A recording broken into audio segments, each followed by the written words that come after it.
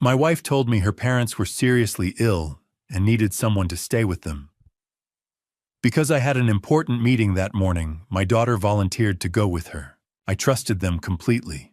Why wouldn't I? They left together in a rush, and I stayed behind believing my family was doing the right thing.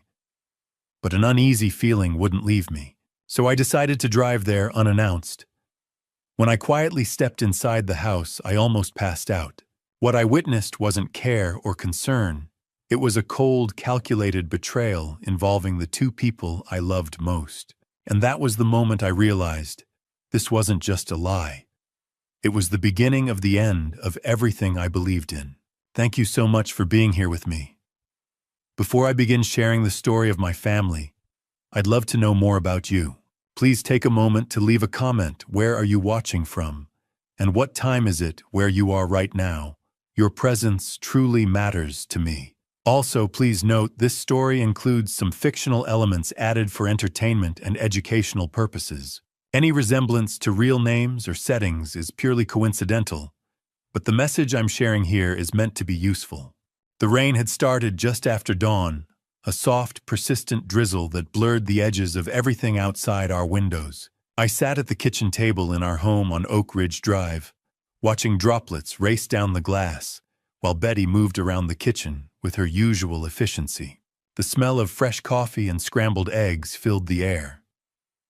Audrey was scrolling through her phone, occasionally laughing at something on her screen. It was ordinary, perfectly, beautifully ordinary.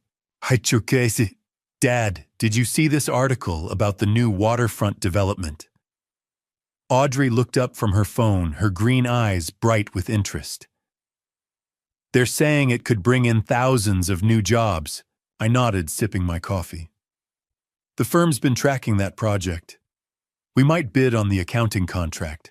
Betty set a plate of toast in front of me, her hand briefly touching my shoulder. You've got that big client meeting today, right? The tech startup. Yeah, Tech Vista. They're looking to expand, need someone to handle their books as they scale up.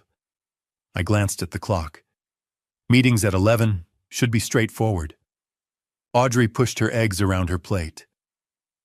I've got that project deadline at the marketing agency. My boss is being impossible about the timeline, but her words were cut off by the sharp ring of Betty's phone. I watched my wife's face as she answered. Mom, what's wrong?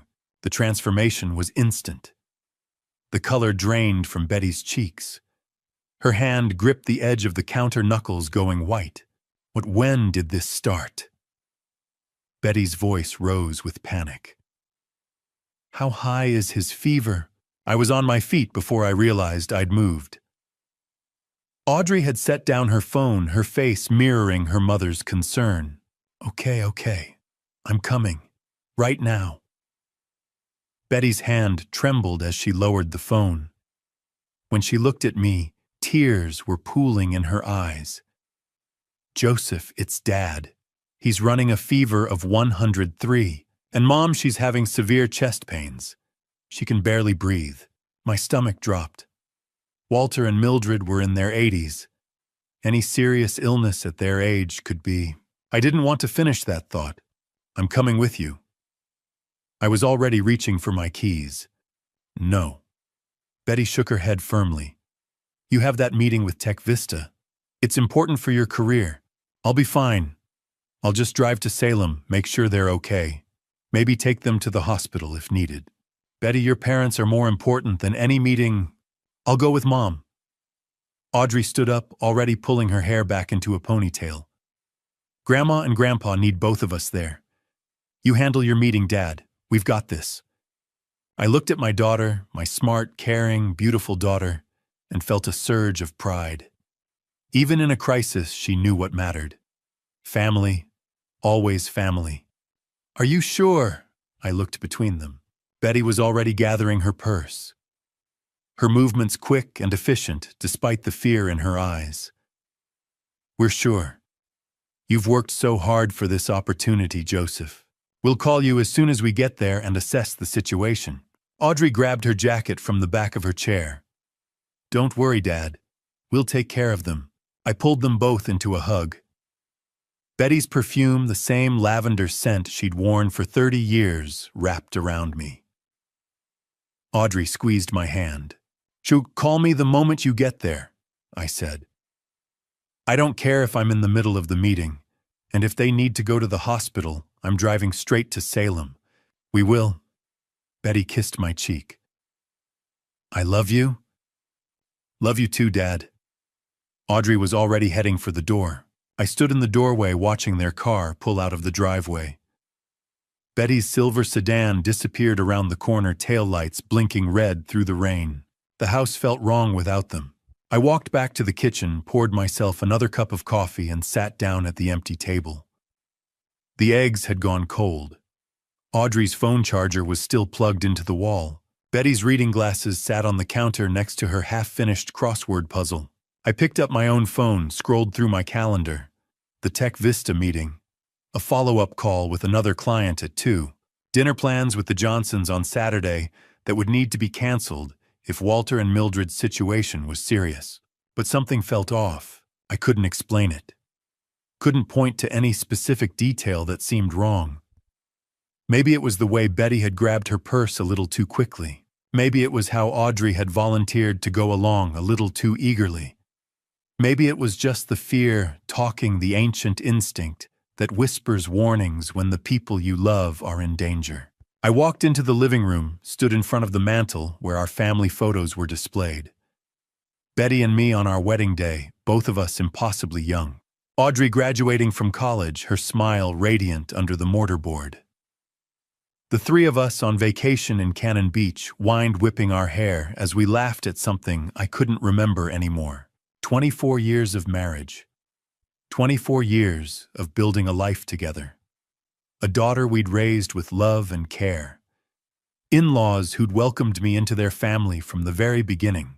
Everything I'd ever wanted was in those photos. So why did I feel like I was standing on the edge of something dark and vast? I checked my watch. 10:15.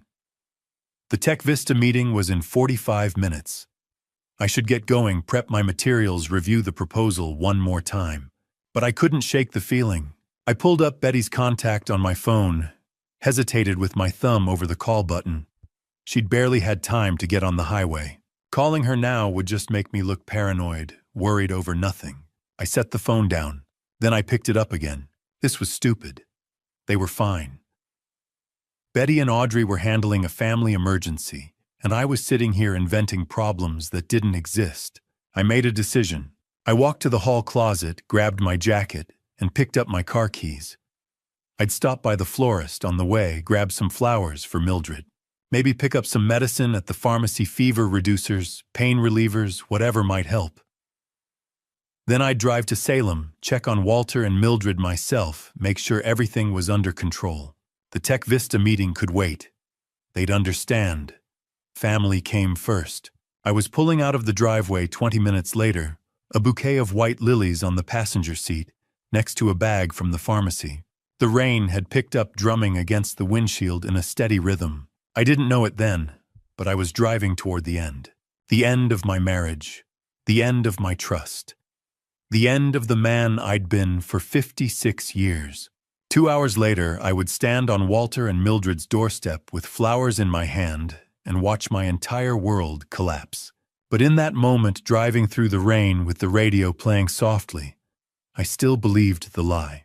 I still believed in the perfect family I thought I had. I'd been driving for 45 minutes, the windshield wipers keeping rhythm with my thoughts, as rain continued to fall across Interstate 5. The highway stretched south through gray landscape farmland and scattered trees blurring past my windows. I kept thinking about Mildred and Walter. They'd been part of my life for 24 years, since the day I'd nervously asked Walter's permission to marry his daughter.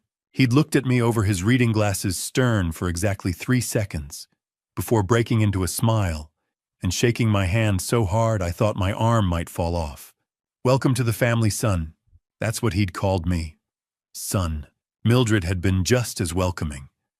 Every Thanksgiving, she'd make her famous apple pie specifically because she knew it was my favorite. Every Christmas, she'd slip me an extra piece of fudge when Betty wasn't looking, with a conspiratorial wink.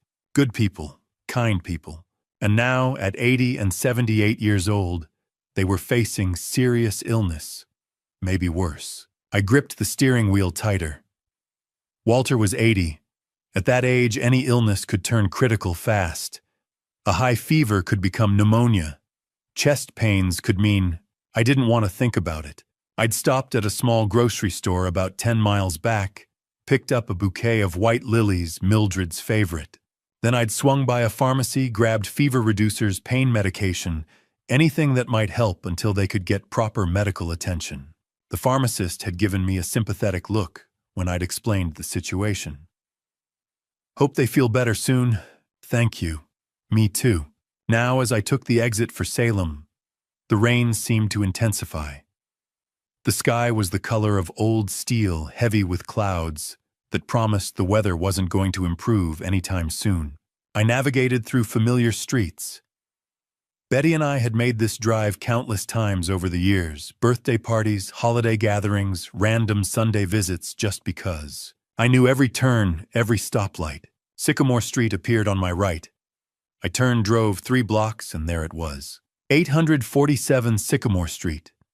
A modest single-story house with cream-colored siding and dark green shutters. A small, neatly maintained lawn stretched to the sidewalk. Walter's old pickup truck sat in the driveway, and the front gate was standing wide open. My foot eased off the gas pedal. That wasn't right. Walter and Mildred always kept that gate closed. Always. Walter had installed it himself 15 years ago, after a neighbor's dog had gotten into their yard and dug up Mildred's rose bushes. He was religious about keeping it latched, but today it stood open, swinging slightly in the breeze. I pulled past the house and parked about 30 yards down the street next to a large oak tree. Some instinct I couldn't name told me not to park right in front, not to announce my arrival. I sat there for a moment, engine running, wipers still going. Through the rain-streaked windshield, I could see the house clearly. Lights were on inside. No signs of distress, no ambulance, no frantic activity that you'd expect if 2 elderly people were seriously ill. I turned off the engine, grabbed the flowers and the pharmacy bag, opened the car door and stepped into the rain. The walk to the house felt longer than it should have. Each step seemed to echo too loud against the wet pavement. My shoes squelched softly on the damp grass as I crossed the yard. That's when I heard it, a television. Playing clearly enough that I could make out the enthusiastic voice of a game show host, followed by audience laughter and applause. I stopped walking. Sick people didn't watch game shows. People with 103-degree fevers and severe chest pains didn't sit around watching television. They were in bed, in pain. Maybe on their way to the emergency room, but not watching game shows. My heart started beating faster. I moved closer to the house, staying quiet. The front door was slightly ajar, just a crack, but enough that I could see into the dim hallway beyond. I reached out, pushed the door open a few more inches. It moved silently on well-oiled hinges. The interior of the house looked normal. Mildred's collection of ceramic figurines lined the shelf in the hallway. Walter's jacket hung on the coat rack. The familiar smell of the house, a mixture of old wood vanilla candles, and the faint scent of the lavender sachets Mildred kept everywhere wrapped around me. I stepped inside, moving as quietly as I could, set the flowers and the pharmacy bag down on the small table near the entrance. My hands were shaking slightly, though I couldn't have said exactly why. The television was louder now. I could hear it clearly from what I knew was the living room just down the hall and to the right. And underneath the TV noise I could hear voices. Talking, not moaning in pain, not crying out for help, just talking. Normally, casually. I moved down the hallway, my heart pounding so hard I was sure everyone in the house could hear it. Each footstep felt like thunder, even though I was walking on carpet. The living room doorway was ahead of me on the right.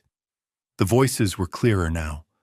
One of them was Walter's distinctive baritone, slightly raspy with age. The other was Mildred's softer tone.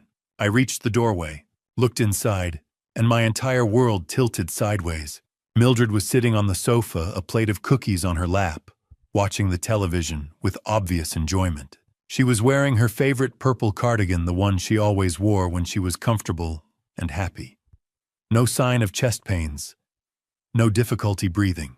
She reached for another cookie, took a bite, and laughed at something on the screen. Walter sat in his recliner, his kingdom as he called it, with the morning newspaper spread across his lap. Reading glasses perched on his nose. No fever, no illness. He looked up at the TV, chuckled at whatever joke had just been made, then went back to his paper. Both of them were perfectly, completely, undeniably healthy. I felt like I'd been punched in the stomach. Betty had lied to me. The words kept repeating in my mind over and over. Betty had lied to me. There was no emergency, no sick parents, no crisis that required her and Audrey to drop everything and drive to Salem. So why were they here? As if answering my unspoken question, I heard Betty's voice drift from somewhere deeper in the house, from the direction of the kitchen. "I needs to move faster," she was saying. "We can't keep waiting." Then Audrey's voice, "I know, Mom, but we have to be careful. If he finds out before we're ready, he won't." Betty's tone was firm, certain. "Joseph trusts us completely. He always has." My legs felt weak. They weren't talking about medicine. They weren't discussing doctor's appointments or hospital visits or any kind of medical care. They were talking about money, my money, and they were talking about me. I pulled out my phone with trembling hands and started recording. I needed proof. I needed to know this nightmare was real. My fingers fumbled with the screen. The recording app icon seemed impossibly small, my hands shaking so badly I could barely tap it. Finally, the red dot appeared. Recording. I held the phone up, moving as quietly as I could toward the kitchen doorway. Each step felt dangerous, like walking through a minefield. One creak of the floorboards, one shadow falling wrong, and they'd know I was here. I pressed myself against the wall just outside the kitchen entrance. Close enough to hear every word, hidden enough that they couldn't see me. My heart hammered so loud I was certain they'd hear it. Betty's voice came through clearly. "Did you transfer the $3,000 this week?" "Done this morning, Mom." Audrey sounded casual, like she was discussing grocery shopping. "Dad never checks the statements anyway." $3,000? This week? Meaning this wasn't the first time. "What's the total now?" Betty asked. A pause. Then Audrey. $234,000. Just a few more months and we'll have enough. The number hit me like a physical blow. $234,000. Nearly $250,000. Gone. Stolen. By my wife and daughter. My vision blurred.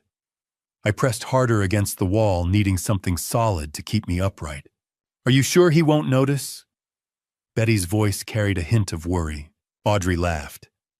Actually laughed. "Dad's a financial advisor, but he's so busy with his clients that he never looks at his own accounts. It's actually kind of funny when you think about it." Funny, she thought destroying me was funny. "Sometimes I still feel guilty," Betty began. "Don't." Audrey cut her off, voice turning cold. "He's ignored our emotional needs for years. You deserve this. We both deserve this." Each word was a knife. Each sentence carved something away from me that I'd never get back.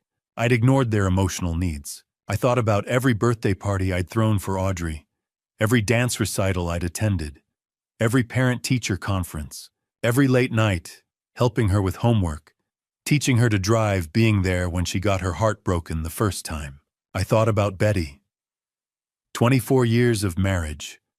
24 years of working hard to provide for our family. Of building a life together. Of thinking we were happy. Had I missed something? Had I been blind to their unhappiness? Or was this just the story they'd told themselves to justify what they were doing? "The transfers have been smooth," Audrey continued. "I've been spreading them across 3 different accounts. Even if he did check, which he won't, it would just look like normal spending patterns. You've been so smart about this, honey. I learned from the best mom. They sounded proud, like they were discussing a successful business venture, not the systematic destruction of my life. My chest felt tight. I couldn't breathe properly. The hallway seemed to tilt, walls closing in. This can't be real. This is my family. I wanted to burst into that kitchen. Wanted to slam my phone down on the table and demand answers. Wanted to see their faces when they realized I knew everything. But something held me back. I needed more than this. I needed to understand the full scope of what they'd done. How long had this been going on? What were they planning to do with the money? Was it just the two of them? Or a male voice from the living room, everything set. I froze. A man. There was a man in this house. A man whose voice I didn't recognize. Almost done, Betty called back. Joseph still doesn't suspect anything. The man laughed. Deep, confident, casual. Perfect. My blood turned to ice. Who was he? Why was he here? And why did Betty sound so comfortable talking to him? We should probably head out soon, the man continued. Don't want to risk him actually showing up. He won't, Audrey said. He's at that meeting with Tech Vista. He'll be there for hours. They'd planned this, timed it, made sure I'd be safely occupied while they gathered here to discuss how they were robbing me blind. The man said something else too quiet for me to hear clearly. Betty responded with a laugh I recognized, intimate and familiar. The laugh she used to save just for me. I had to see him. Had to know who this person was who'd become part of my family's conspiracy against me. I moved carefully toward the living room doorway and looked inside. What I saw made my blood run cold. My hands steadied on the phone, still recording, as I inched closer to where I could see into the living room without being seen myself. The angle was awkward, forcing me to lean against the doorframe, but I had a clear view. A man sat on the sofa. Early 30s, maybe. Athletic build, well-dressed in dark jeans and a fitted sweater. Handsome in that casual, confident way that probably made him used to getting what he wanted. He sat close to Betty. Too close. His hand rested on the armrest between them, but his fingers brushed against her arm in a way that made my stomach turn. Betty didn't pull away. She laughed at something he said, her body language relaxed, comfortable. She's having an affair. The thought hit me like a sledgehammer. 24 years of marriage and my wife was having an affair with a man young enough to be her son. But then Audrey walked in from the kitchen. She carried 2 coffee mugs, moving with easy familiarity through the space. She handed one to Betty, then walked around the coffee table to give the other to the man. Thanks, sweetheart, he said, taking the mug. The word sweetheart hung in the air.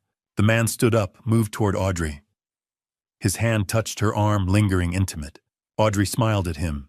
That same comfortable smile she used to give her high school boyfriend when she thought I wasn't watching. Wait, my mind struggled to process what I was seeing. Was this man involved with Betty or Audrey? I watched frozen as the man settled back onto the sofa, but this time he positioned himself between both women. Betty on his left, Audrey on his right. He talked to both of them, gesturing as he spoke, but his body language toward Audrey was different. More intimate. The way he looked at her. The way his hand found reasons to touch her shoulder, her hand, her knee. And Betty, my wife, either didn't notice or didn't care. What the hell was happening here? My phone was still in my hand, still recording audio. I switched to the camera, put it on silent mode, and started taking pictures. Zoom in, the man's face clear enough to identify him. Click. The man sitting with Betty, his hand on her arm. Click. The man leaning close to Audrey, their heads nearly touching.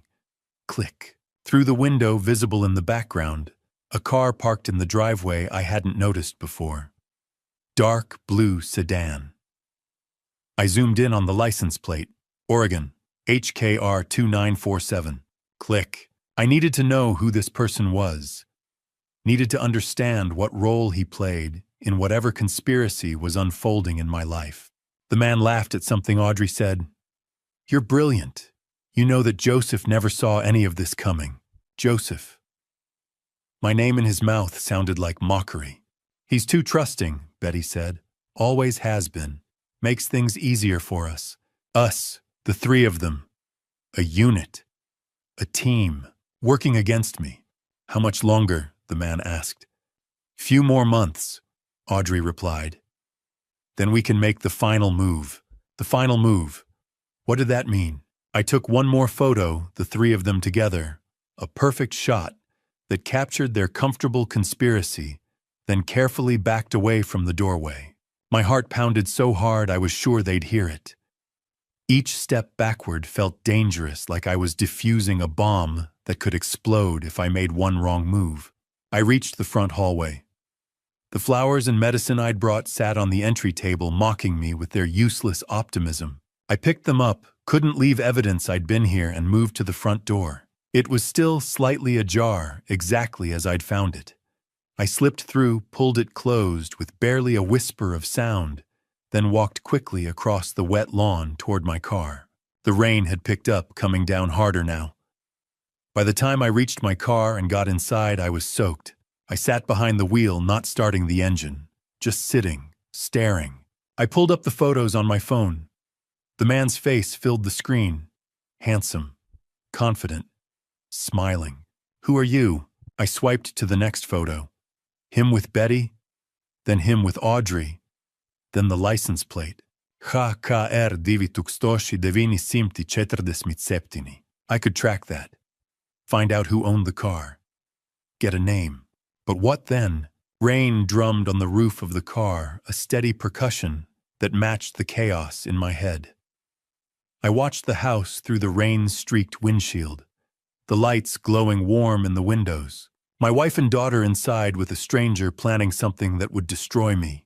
$234,000. Already gone, and they weren't done yet. Had a few more months. Then we can make the final move.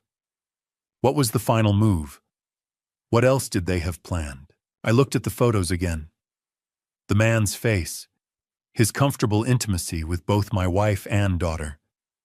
The way they'd formed a triangle of conspiracy. And suddenly, I understood something that made my blood run even colder. This wasn't just about money. This was bigger, darker, more calculated than simple theft. They were planning something that would go beyond stealing my money. Something that required months more of preparation. Something they seemed confident I would never recover from. I sat in that car for 20 minutes, rain pounding on the metal above me, staring at the face of a stranger on my phone screen. My wife, my daughter, a man I'd never seen before, and a conspiracy larger and darker than anything I could have imagined. I drove home in a state of numbness. When I opened my laptop to check the bank accounts, my worst fears were confirmed. The highway stretched endlessly before me. Rain had stopped leaving wet pavement that reflected gray sky. I didn't remember the drive. My hands gripped the wheel, my foot worked the pedals, but my mind was somewhere else entirely. Betty's laugh, Audrey's cold voice, that stranger's confident smile. $234,000. By 3 o'clock, I was pulling into my driveway. The house looked peaceful, ordinary. Nothing had changed on the outside. Everything had changed on the inside.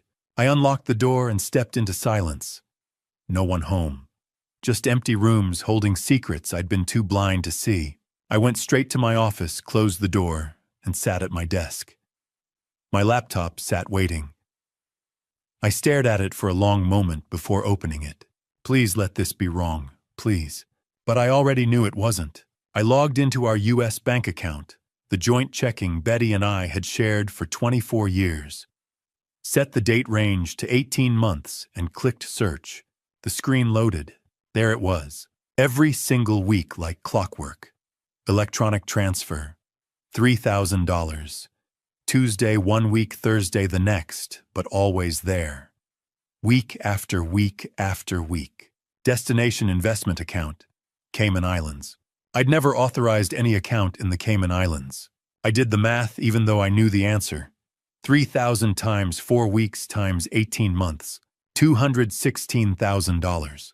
I scrolled deeper, found the anomalies. Larger transfers scattered throughout. 5,000 here, 8,000 there, another 3,000.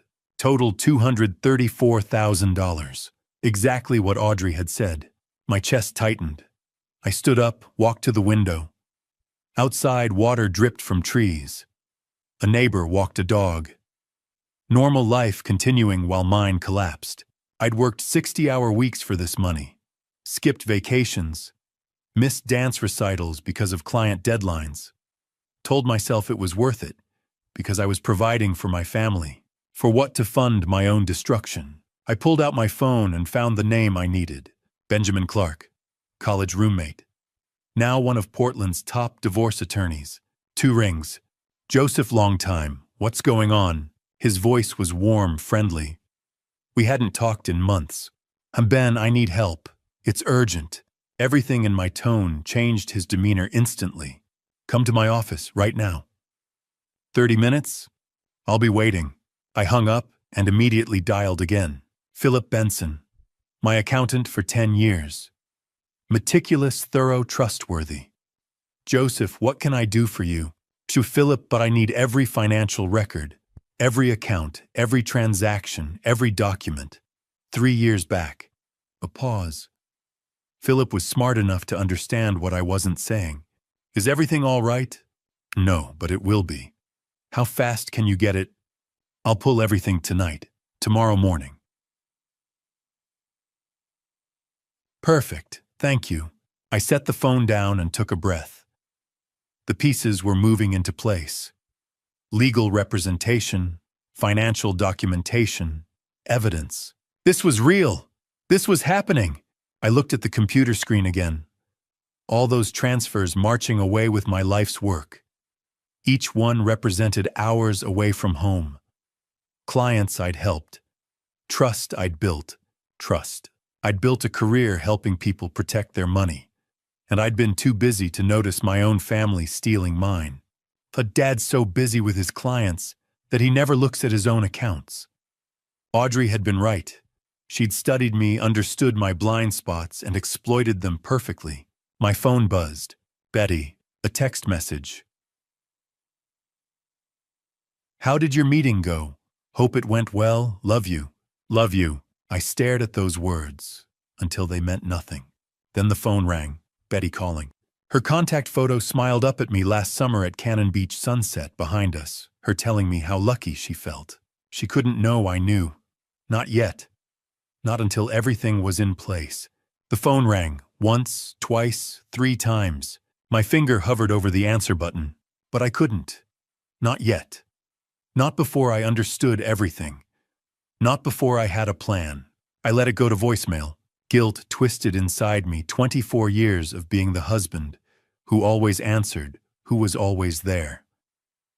But that husband had been a fool.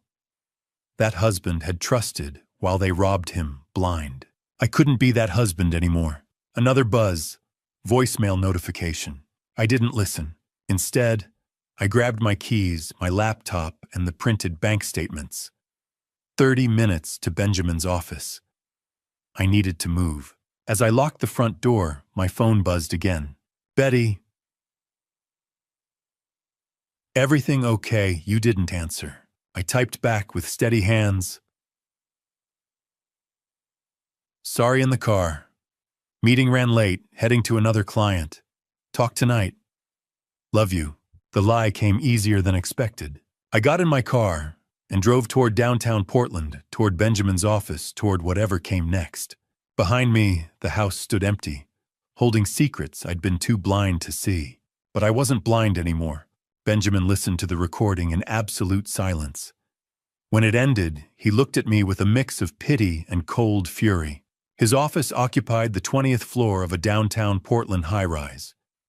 Glass walls offered a view of the city, spread below us, lights beginning to flicker on as evening approached. Modern furniture, law books lining one wall, and a desk that probably cost more than most people's cars. I'd driven here in a daze, the recording burning in my phone like evidence of a crime I still couldn't fully accept. Was real. Benjamin had cleared his schedule like he'd promised. Now he sat across from me, his expression growing darker with every word from the recording. Betty's voice. Did you transfer the $3,000 this week? Audrey's reply. Done this morning, Mom. 5 minutes of my family casually discussing how they'd stolen from me. When it finally ended, silence filled the office. Joseph. Benjamin's voice was controlled professional, but I could hear the anger underneath. This is fraud, embezzlement, conspiracy. This isn't just a bad marriage. This is criminal. I showed him the photos next. The man on my phone screen sitting between my wife and daughter, comfortable and confident. We need to identify him, Benjamin said immediately. I'm recommending we hire a private investigator. Beverly Quinn, she's the best in Portland. Whatever it takes. He nodded, already making notes. Here's what we're going to do. You don't confront them. Not yet. We build an ironclad case, first financial record surveillance evidence of every transaction. If you confront them now, they'll destroy evidence. They'll lawyer up. We'll lose our advantage. So I just act like everything's normal. Exactly. His eyes met mine. I know it's hard, but we strike when we're ready, not before. The drive home felt longer than it should have. I kept checking the clock. Philip would arrive at 8:30 with the financial records. By the time I pulled into my driveway, darkness had fully settled. I sat in the car for a moment, gathering myself, then went inside. Philip arrived exactly on time. In my home office, he spread documents across my desk, a thick stack of papers that represented 3 years of my financial life. Joseph, you need to see this. His voice was grave. He showed me the first document, a mortgage on our house, $120,000, dated 1 year ago. I never took out a mortgage, I said. Someone did. Look at the signature. I looked. It was supposed to be mine, but the handwriting was slightly off. Close, but not quite right. That's not my signature. I thought as much. Philip pulled out another document. And this.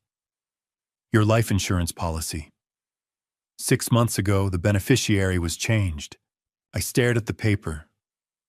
Where Betty's name should have been, I saw Audrey's name instead. I never authorized this change. Someone did. Someone with access to your personal information, your signature, your accounts. My hands went cold. They're planning something worse than theft. It appears that way. Philip's expression was grim. I'll have a complete analysis by the weekend. But Joseph, you need to be very careful. The sound of the front door opening made us both freeze. Dad, we're home. Audrey's voice, bright and cheerful, echoed through the house. I looked at Philip. He quickly gathered the documents, tucked them into his briefcase. Act normal, he whispered. I'll let myself out the back. I took a breath, forced my face into something resembling a smile, and walked out of my office. Audrey stood in the hallway, her face lit with what looked like genuine happiness. She rushed forward and hugged me. When Grandma and Grandpa are doing so much better. I hugged her back, feeling my heart crack. That's wonderful, sweetheart. Betty appeared behind her, tired but smiling. She kissed my cheek. Thank you for being so understanding about us leaving suddenly. Of course, I'm just glad they're okay. The lies came so easily now. Let me order pizza. It's late for dinner. Perfect. Betty squeezed my hand. I'm exhausted. 20 minutes later, we sat around the kitchen table with pizza boxes open between us. A normal family having a normal dinner. Audrey talked about work stress. Betty mentioned maybe visiting her parents again next week. I nodded, smiled, asked questions, played the role of concerned father and devoted husband. Inside, I was dying. Every word Audrey spoke, I heard her voice from the recording. Dad never checks his accounts. It's actually kind of funny. Every time Betty touched my hand, I felt that stranger's hand on her arm in her parents' living room. But I smiled. I laughed at Audrey's jokes. I kissed Betty's forehead when she yawned and said she was heading to bed early. I'll be up soon, I told her. Just want to finish some work emails. She went upstairs. Audrey followed shortly after calling goodnight from her room. I sat alone in the kitchen, surrounded by empty pizza boxes and the wreckage of my life. Later, I lay in bed beside my wife, listening to her peaceful breathing. She fell asleep easily, without guilt. I stared at the ceiling, mind spinning with evidence and plans. The beneficiary change, the forged signatures, the hidden accounts, the mysterious man. $234,000 already gone. Tomorrow I'd call Beverly Quinn. Tomorrow the real investigation would begin. Over the next week I became an actor in my own life. Every smile was rehearsed. Every "I love you" tasted like ash. Friday morning, day 1. I sat across from Beverly Quinn in her office on the east side of Portland. Modest space filing cabinets lining the walls, computer screens showing surveillance footage from other cases. Professional, efficient, exactly what I needed. Beverly was in her 50s, sharp-eyed with the kind of presence that made you feel like she saw everything you were trying to hide. "Tell me everything," she said. I showed her the photos, the recording, the license plate number HKR 2947. She studied each piece of evidence, carefully taking notes. "I'll find out who he is, where he goes, who he's really with. I need everything, no matter how much it hurts. You'll have answers within a week." She looked at me directly. "But Joseph, be prepared. The truth is rarely kind." I already knew that. The drive home felt surreal. I was about to spend the next week pretending nothing had changed, while a stranger investigated my family's betrayal. That weekend began the torture. Saturday morning, I made breakfast. Betty came downstairs in her robe, kissed my cheek, told me the eggs were perfect. I smiled, kissed her back. Tasted nothing but lies. Audrey joined us, cheerful and bright. "Dad, this is amazing. You're the best. To do anything for my girls." The words came automatically hollow. At work, I couldn't concentrate.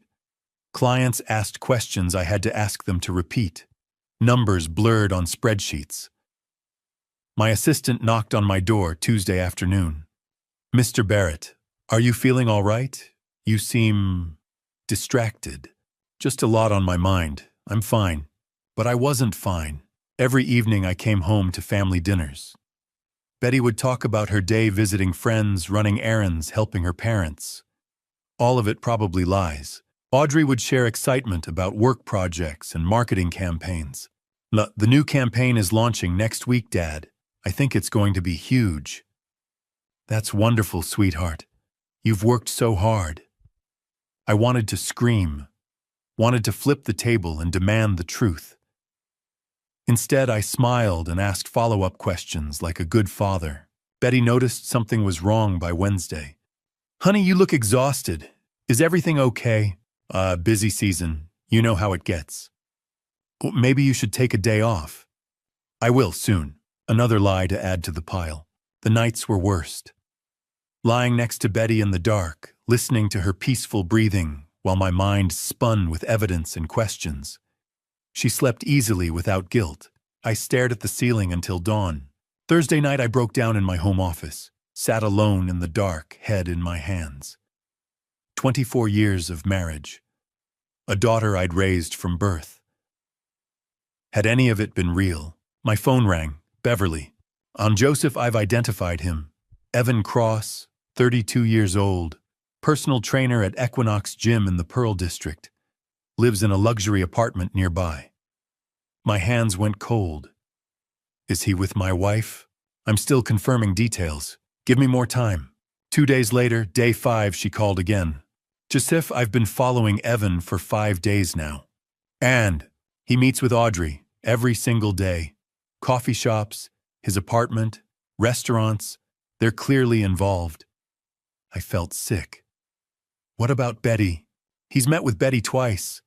Both times Audrey was present, but the body language..." Beverly paused. "He's not with Betty, Joseph. The intimacy, the way he looks at her, touches her, that's all directed at Audrey." The words took a moment to land. "You're saying..." Evan is your daughter's boyfriend, not your wife's. I sat down heavily. The room tilted. Audrey was the mastermind, not Betty. My daughter, my little girl, was manipulating her own mother, using her. And Betty either didn't see it or didn't care. I remembered the life insurance documents, the beneficiary change, Audrey's name replacing Betty's. She's planning something, I said quietly. Something worse than theft. Joseph, there's more. My grip tightened on the phone. What? I've been monitoring online activity. Audrey's been searching for information about substances that don't leave traces. And I checked your car's maintenance records. Someone tampered with your brake system 3 weeks ago. The world stopped. What are you saying? Beverly's voice was steady but grave. I'm saying your daughter may be planning to harm you. 3 days passed in uneasy silence. I still went through the motions, work, home, family dinners, but I watched Audrey carefully. Then, on day 10, someone tried to end my life. Wednesday afternoon, 5:45. I left my office building and walked to the parking garage, briefcase in hand, mind occupied with client files and Beverly's latest report. The rain had started again, Portland's constant companion. I got in my car, started the engine, and merged onto Interstate 5 southbound toward home.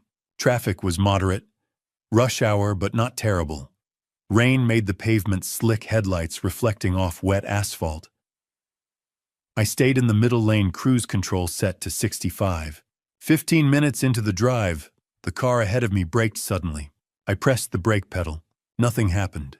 The pedal went straight to the floor. No resistance.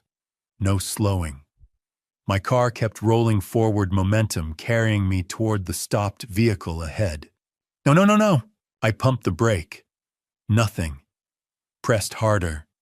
The pedal hit the floor with each push, useless. Ahead of me, concrete barriers. Behind me, cars approaching fast. To my left, a semi-truck barreling down the highway. I yanked the wheel hard right. The car slid across lanes. Tires screamed. A horn blared, the truck missing me by inches. I felt the air displacement as it roared past. More horns, shouting. My car skidding sideways across 2 lanes. I pulled the emergency brake, grabbed it hard and held on. The car shuddered, fishtailed, but finally began to slow. I guided it to the shoulder, fighting for control. Gravel crunched under tires. The car lurched, bounced, and came to a stop. I sat there, hands locked on the wheel, heart hammering so hard I thought my ribs would crack. Vision blurred at the edges. Cars rushed past. Some honked. Most ignored me. A knock on my window made me jump. "Sir, you okay?" A man in a rain jacket, concerned face pressed against the glass. I nodded. Couldn't speak. Rolled down the window. "You all right? That was close." "Brakes failed." My voice sounded distant. Need a tow truck. You want me to call someone?" "I've got it, thank you." He hesitated, then walked back to his car. I pulled out my phone with shaking hands and called for a tow. 30 minutes later, my car was being loaded onto a flatbed. The driver recommended a repair shop nearby. I rode with him, still trembling. At the shop, a mechanic crawled under my car while I waited in the office, drinking terrible coffee and trying to stop my hands from shaking. 20 minutes passed. The mechanic emerged, wiping his hands on a rag. His expression was grave. "Mr. Barrett, your brake lines were cut. Deliberately." The coffee cup stopped halfway to my mouth. "What?" "Someone tampered with your vehicle. Look." He pulled up photos on his phone. "These are clean cuts, not wear and tear. Someone wanted your brakes to fail." I stared at the images. Clean slices through the brake lines. Precise. Intentional. "This is sabotage, sir. You need to report this to police." I called from the shop. An officer arrived within the hour, took my statement, photographed the brake lines, and filed a report. "Do you have any idea who might have done this?" he asked, pen poised over his notepad. I thought about Audrey, about Beverly's discoveries, about brake tampering 3 weeks ago that had finally manifested today. "No, I lied. Any security cameras at your home? No. I realized how vulnerable I was. No cameras, no protection. Living with someone who wanted me dead. Oh, be careful, Mr. Barrett. Whoever did this, they meant for you to have an accident. He gave me a case number and left. By 8:30, I was in an Uber heading home. My car would be in the shop for days. I'd have to rent something tomorrow. I walked through the front door to find Betty and Audrey on the couch watching television. Audrey jumped up immediately. "Dad, we heard about the car. Are you okay?" She rushed over and hugged me tight. I stood rigid, studying her face over her shoulder. Was that genuine concern? Or was she disappointed I was still alive? "What happened?" Betty stood face worried. "Brake failure. I'm fine, just shaken up." "Oh my God, Joseph." Betty's hand flew to her mouth. "You could have been killed." "Dad, that's terrifying." Audrey pulled back, looking up at me with wide eyes. "You could have died." I met her gaze directly. "I know, sweetheart." Behind those concerned eyes, what was she really thinking? Had she hoped I wouldn't come home tonight? Had she been waiting for a phone call from the police telling her I was dead? "I'm just glad you're safe." Betty hugged me. "That's all that matters." I returned the hug mechanically. Safe. I wasn't safe. Not in this house. Not with these people. We ate a late dinner. They fussed over me, asked questions, expressed relief and concern in all the right places. I watched Audrey carefully. Every expression, every word. Searching for cracks in the performance. But she was good, very good. That night, I lay in bed staring at the ceiling. Betty slept peacefully beside me. The house settled around us, creaking boards, groaning pipes, the hum of the refrigerator downstairs. Every sound made me flinch. Somewhere in this house, the person who'd tried to kill me was sleeping soundly. At 2 a.m, I couldn't take it anymore. I grabbed my phone and went to the bathroom, closed the door, and called Beverly. She answered on the second ring. "Joseph, we need to move faster," I whispered. Before she tries again, 3 days after the brake incident, Beverly called with information that made everything clearer and infinitely darker. Saturday morning. Day 13 since I'd discovered the truth. I sat across from Beverly in a quiet coffee shop on the east side, away from anyone who might recognize me. She slid a thick folder across the table. "Evan Cross, here's what I found." I opened it. The first page showed his driver's license photo. That confident smile. Those eyes that had looked at my daughter with calculated interest. 32 years old. Personal trainer at Equinox in the Pearl District. Annual salary approximately $45,000. Rents an apartment for $2,800 a month. I did the math quickly. That's most of his income just on rent. Exactly. Beverly pulled out more photos. But look at what he drives. A Mercedes. Dark blue, the same one I'd photographed outside Walter and Mildred's house. I looked up the model later, $65,000. And his clothes. More photos, designer labels, expensive watches. This isn't a $45,000 lifestyle, Joseph. Where's the money coming from? Which from Audrey, from your accounts. She showed me surveillance photos next. Evan and Audrey outside a restaurant, his arm around her waist. Evan and Audrey entering his apartment building, her hand in his. A kiss on a street corner that made my stomach turn. Then photos of Evan with Betty. Coffee shops, casual conversations. But the body language was completely different. Professional, distant, no touching. And Audrey thinks Evan loves her. Betty thinks the same thing. But Evan only loves money. The words settled over me like ice. Monday afternoon, my phone rang. "Philip." "Joseph, sit down." I was already sitting at my desk, but his tone made me brace myself. "I've completed the full analysis. What I found..." He paused. "It's worse than we thought." "Tell me." 8 months ago, there was a $50,000 transfer from your investment account. The memo line says, "Investment, Evan's Gym Startup. What gym? What exactly? There is no gym, no business registration, no LLC formation, nothing. The money went directly into Evan's personal account. $50,000. Gone. For a business that never existed. Hadi, the mortgage on your house, the $120,000 one, I traced where the money went. Offshore accounts in the Cayman Islands. The signature is yours, but it's not, it's forged. I suspected as much. And Joseph, there's one more thing. Your life insurance policy. I already knew where this was going, but I let him continue. $1 million. 6 months ago, the beneficiary was changed from Betty to Audrey. The authorization signature is supposed to be yours. I never signed that. I know. But if you were to pass away, Audrey would receive $1 million. My blood ran cold. The brake lines. The failed attempt. She needed me gone. Philip, thank you. Send me everything in writing. Already done. Joseph, be careful. Wednesday evening, day 17. I came home early, told Betty I had a headache, and went upstairs to lie down. But I didn't go to the bedroom. I went to my office and closed the door quietly. Audrey was in her room. I could hear her voice through the wall. She was on the phone. I moved into the hallway, standing just outside her door. Mom thinks you're her boyfriend, Evan. Audrey's voice carried clearly, a male voice on speakerphone. Evan.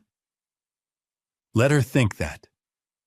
We need her cooperation. But what about Dad? When is it going to happen? My heart stopped. Be patient, babe. The first attempt didn't work.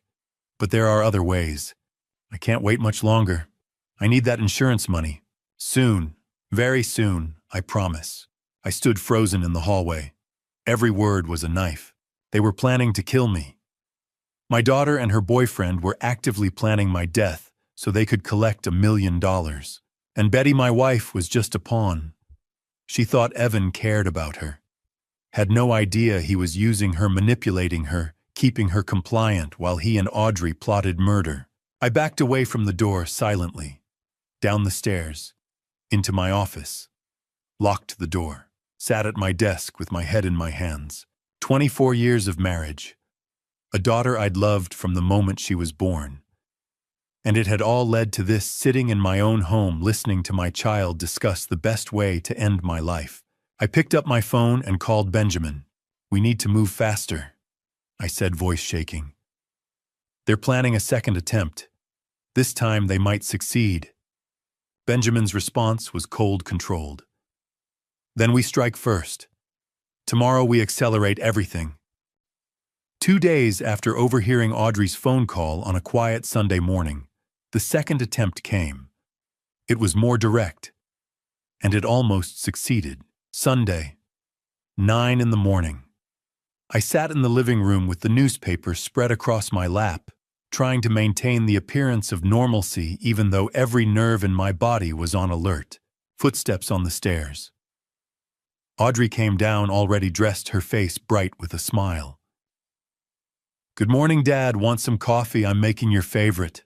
I looked up from the paper. My favorite. Caramel latte with an extra shot of espresso. She only made that on special occasions. That would be great, sweetheart. She disappeared into the kitchen. I heard the espresso machine hissing the clink of mugs. 10 minutes later, she returned carrying a large ceramic cup. Extra shot, just how you like it. She set it on the coffee table in front of me with a smile that looked completely genuine. Thank you, Audrey. She settled onto the couch beside me, picking up her phone but not really looking at it, watching me instead in her peripheral vision. I wrapped my hands around the warm cup. Steam rose from the surface. It smelled perfect, rich coffee, sweet caramel, exactly the way I'd always liked it. Is this it? Is this the moment? But I couldn't show fear. Couldn't let her know I suspected anything. I took a sip. It tasted normal. Sweet, strong, exactly right. I took another sip, then another. Over the next 20 minutes, I drank half the cup while reading the sports section and occasionally commenting on articles to Audrey. She responded appropriately, laughed at the right moments, asked questions. The perfect daughter, spending a quiet Sunday morning with her father. 9:45. The room tilted. I gripped the armrest of the chair. The newspaper slid from my lap. Dad, Audrey's voice sounded distant. You okay? My heart was racing, pounding so hard I could hear it in my ears. The room spun like I was on a carnival ride. I don't feel right. I tried to stand. My legs buckled. I went down hard, hitting the floor with my shoulder. The impact barely registered through the chaos in my head. Couldn't breathe. My chest was tight, constricting. Vision blurring at the edges. Dead Mom. Betty's footsteps thundered down the stairs. Conivdi, Joseph. I tried to respond, but couldn't form words. The ceiling swam above me. Audrey's face appeared hovering over mine, her expression perfectly crafted concern. Call 911. Her voice sharp, panicked. Mom, call them now. Betty's voice from somewhere far away. My husband collapsed. He's barely breathing. The world faded in and out. Darkness creeping in from the sides. My last coherent thought. She did this. She put something in the coffee, then nothing.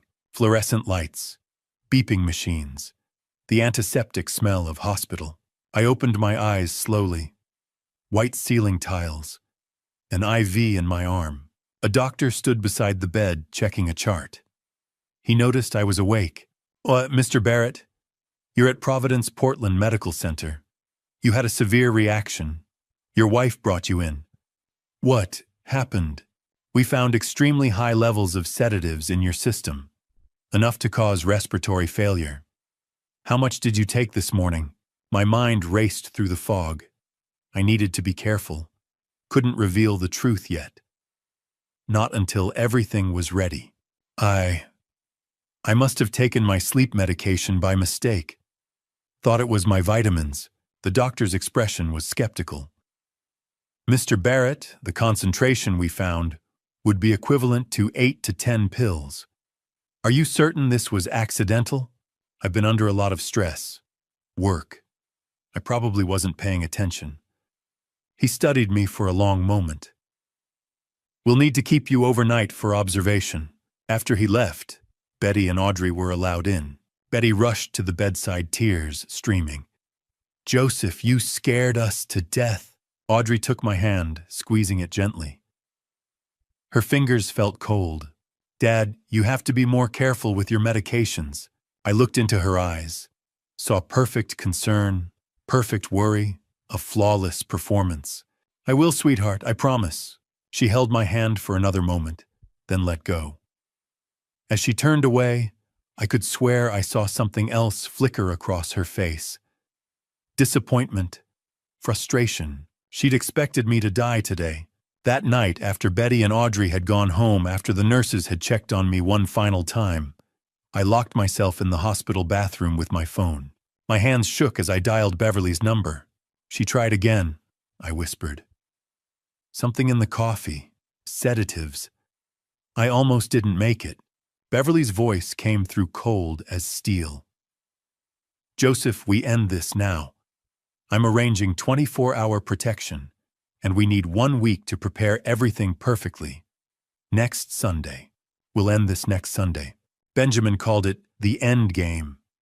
I called it justice. Either way, we had 1 week to prepare for the moment that would change everything. Wednesday morning. Day 23. I sat in Benjamin's conference room, surrounded by evidence of my family's betrayal. Benjamin, Beverly, and Philip were all present. The table between us was covered with documents, photos, and printed transcripts. Let's review what we have. Benjamin organized the materials into neat stacks. First, the audio recordings. 5 minutes of Betty and Audrey casually discussing how they'd stolen from me. Their voices clear and damning. Next, Beverly's surveillance photos. Evan with Audrey kissing, holding hands, entering his apartment. Evan with Betty coffee conversation, careful distance. Then Philip's financial analysis. He'd compiled everything into a single report. $234,000 stolen through wire transfers over 18 months. $120,000 taken through a forged mortgage on your house. $50,000 sent to a fake gym investment that never existed. He looked up at me. Total $404,000. The number sat heavy in the air. The life insurance policy change. Philip continued. $1 million. Beneficiary switched from Betty to Audrey 6 months ago. Your signature forged. Beverly added her findings. Brake sabotage. We have the mechanics report showing deliberate tampering, and the hospital records from the sedative overdose. Benjamin tapped the table. This is enough for criminal prosecution. Fraud, embezzlement, conspiracy to cause harm. The evidence is overwhelming. What about Evan? I asked. Beverly's expression shifted slightly. I'm still digging. There's something bigger here. Give me 2 more days. We don't have 2 days. Sunday is... I know. She met my eyes. And you'll have everything you need by then. I promise. Security was the next discussion. I've arranged 24-hour protection, Beverly said. Derek, former military. He'll pose as a new neighbor. Armed, trained, and watching your house constantly. I nodded. The attempts on my life had escalated. I couldn't take chances anymore. My daily routine had changed dramatically. I no longer ate anything Betty or Audrey prepared. Every meal came from restaurants, sealed containers I opened myself. I locked my bedroom door at night, checked my car thoroughly every morning before starting it. Betty had noticed Tuesday evening. Honey, you're acting strange. Is everything okay? I'd forced a smile. Just work stress. Big account about to close. She'd seemed to accept that, but I'd seen the concern in her eyes. Or maybe suspicion. I couldn't tell anymore. Friday evening, day 26. We sat around the dinner table, Betty, Audrey, and me eating takeout Chinese food. I set down my chopsticks and spoke casually. Let's do a family dinner Sunday night, here at home. Betty looked up, surprised but pleased. That sounds wonderful. What's the occasion? An important announcement about our future. Audrey's eyes narrowed slightly. I hope it's good news. You'll see. I took a sip of water. Oh, and Audrey, why don't you invite Evan? I'd like to meet him officially. The change in her expression was instantaneous. Fear flashed across her face, quickly masked. Evan, why? Your mother's mentioned how helpful he's been. With her parents' health issues, I'd like to thank him properly.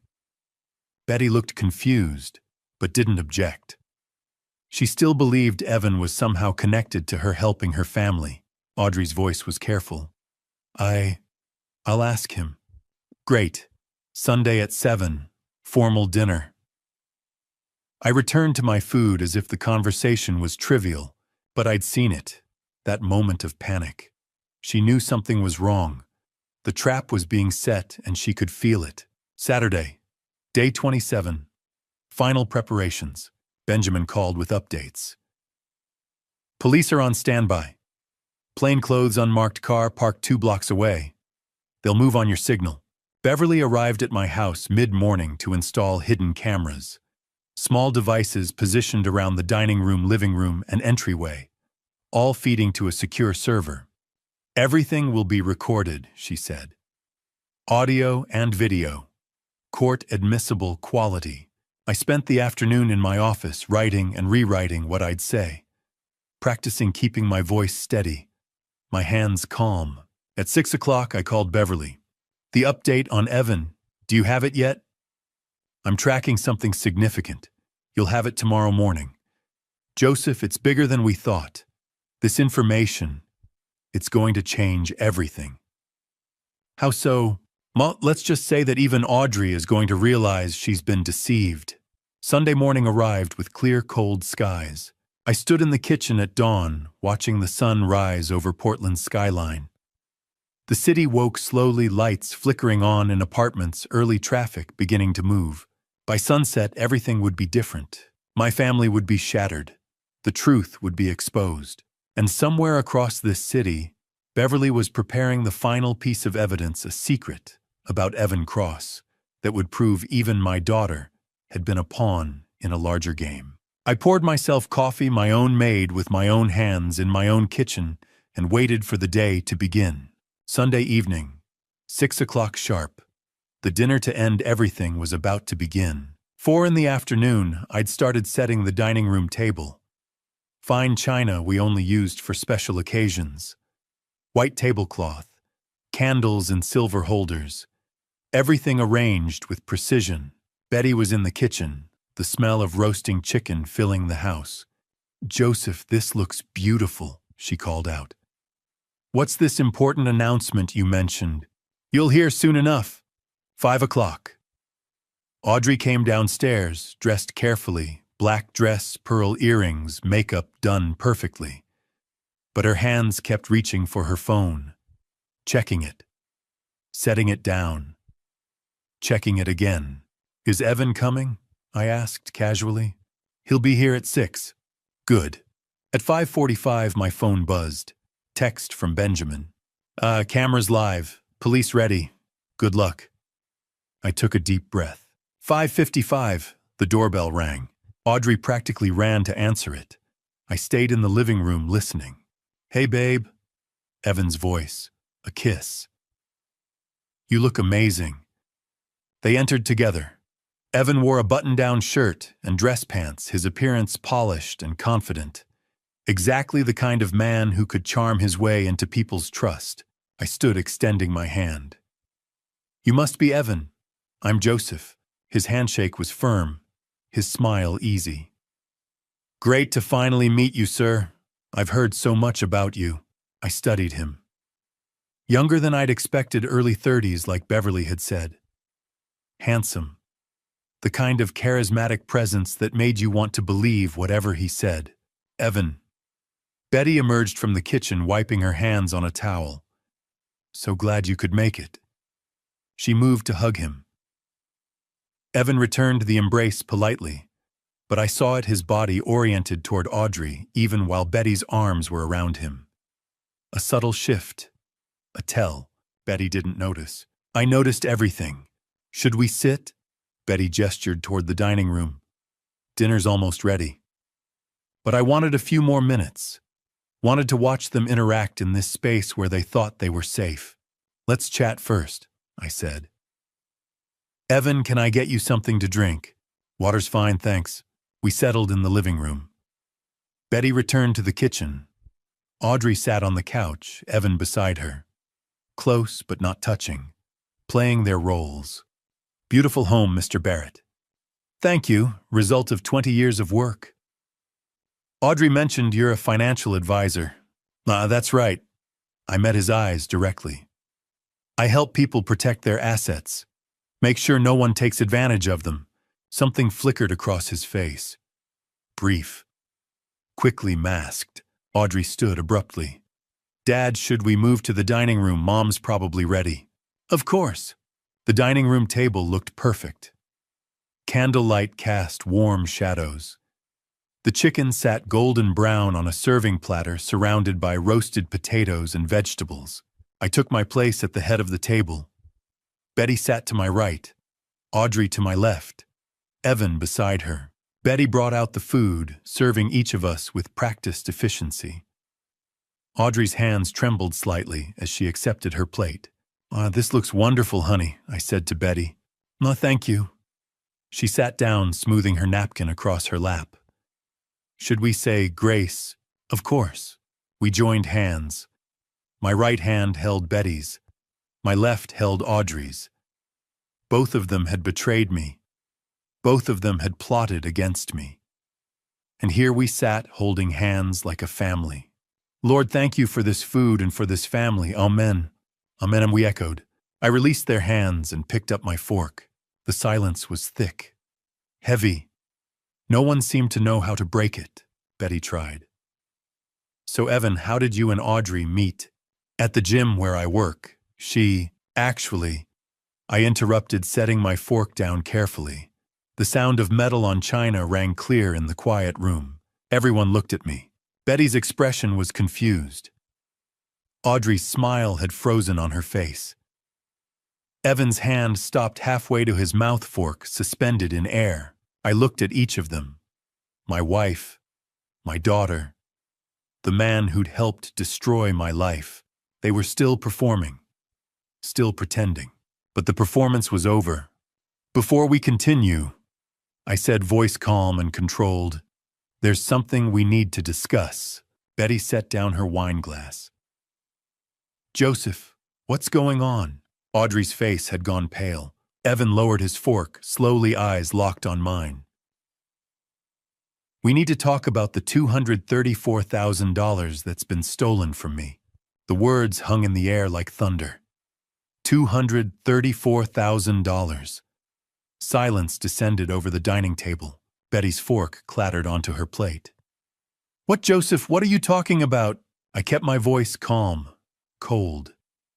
Weekly wire transfers, $3,000, every week for 18 months, to an offshore account in the Cayman Islands. Dad, I didn't, Audrey started. Don't lie anymore, Audrey, not now. Betty's face had gone white. There must be some mistake. No mistake. I reached beside my chair where I'd hidden a folder earlier. I have every transaction documented. I opened it, spreading bank statements across the table. Each transfer was highlighted in yellow. Dates, amounts, destinations. All of it there in black and white. I pushed the folder toward Betty. She looked down at the pages. Her hand trembled as she touched the paper. I can explain. I don't want explanations. I want the truth. Betty's mouth opened, closed. No words came. I pulled out my phone. Let me play something for everyone. Joseph, don't. Betty's voice broke. I pressed play. Betty's voice came through the phone's speaker, clear and unmistakable. Did you transfer the $3,000 this week? Audrey's reply. Done this morning, Mom. Dad never checks the statements anyway. What's the total now? $234,000. The recording continued. 2 minutes of my wife and daughter casually discussing how they'd stolen from me. Every word precise, every admission damning. Betty's hand flew to her mouth. Tears began streaming down her face. Audrey sat frozen, face drained of color. Evan remained perfectly still, watching everything with calculating eyes. When the recording ended, I set the phone down. Recorded 3 weeks ago, at your parents' house in Salem. Betty looked up at me, eyes wide with shock. You were there. Your parents weren't sick, Betty. Never were. You lied so you could meet with Audrey and plan this. I kept my voice level. I heard everything. I saw everything. Joseph, I'm so sorry. Betty's voice shook. Sorry for what? For stealing from me or for getting caught. She flinched like I'd slapped her. I was lonely. The words burst out of her. You were never home, always working, always with clients. So you stole from me. That's your justification. Audrey said we deserved it, that you wouldn't even notice the money was gone. I turned to Audrey. You said that. My daughter's mouth opened, but no sound came out. Dad, let me explain. I've heard enough lies. I pulled out more documents. House mortgage, $120,000, taken out a year ago. I slid the paper toward Betty. Look at the signature. She looked. Her face went even paler. That's not my signature, I said quietly. It's a forgery. Someone used my name to take out a loan against our house. I added another document to the pile. Fake gym investment. $50,000. Sent to a business that doesn't exist. Betty stared at the papers, like they were written in a foreign language. $404,000. All of it gone. I didn't know about those. Betty sobbed. Joseph, I swear I only knew about the weekly transfers, but you knew enough. My voice was ice. You knew you were stealing from me. You knew you were lying to me every single day. She buried her face in her hands, shoulders shaking. Audrey sat rigid in her chair, not moving, barely breathing. And Evan watched it all unfold with the detachment of someone watching a play. I let the silence stretch. Let them sit with what they'd done. Then I spoke again. But that's not even the worst part, Betty. She looked up, tears streaming. What do you mean? The worst part is what you don't know. I looked at Audrey, then at Evan, then back to Betty. Tell your mother the truth, Audrey. Tell her about Evan. All the color drained from Audrey's face. She looked like she might be sick. Evan's jaw tightened. His hand moved slightly under the table. Betty looked between them, confusion replacing some of the grief in her eyes. What about Evan? He's been helping us, helping my parents. Helping you. I let the question hang. Or using you. I don't understand. I think you do. Deep down, I think you've known something wasn't right. Betty looked at Evan. Really looked at him. For the first time, I saw doubt creep into her expression. Evan has been very attentive to our family, I continued. To you, Betty, making you feel seen, feel valued. Hasn't he? She nodded slowly, uncertain where this was going. And you believed he cared about you. That maybe after all these years of me being absent, someone finally saw you. More tears fell. Joseph, but look at where he's sitting, Betty. Who he chose to sit next to. She looked.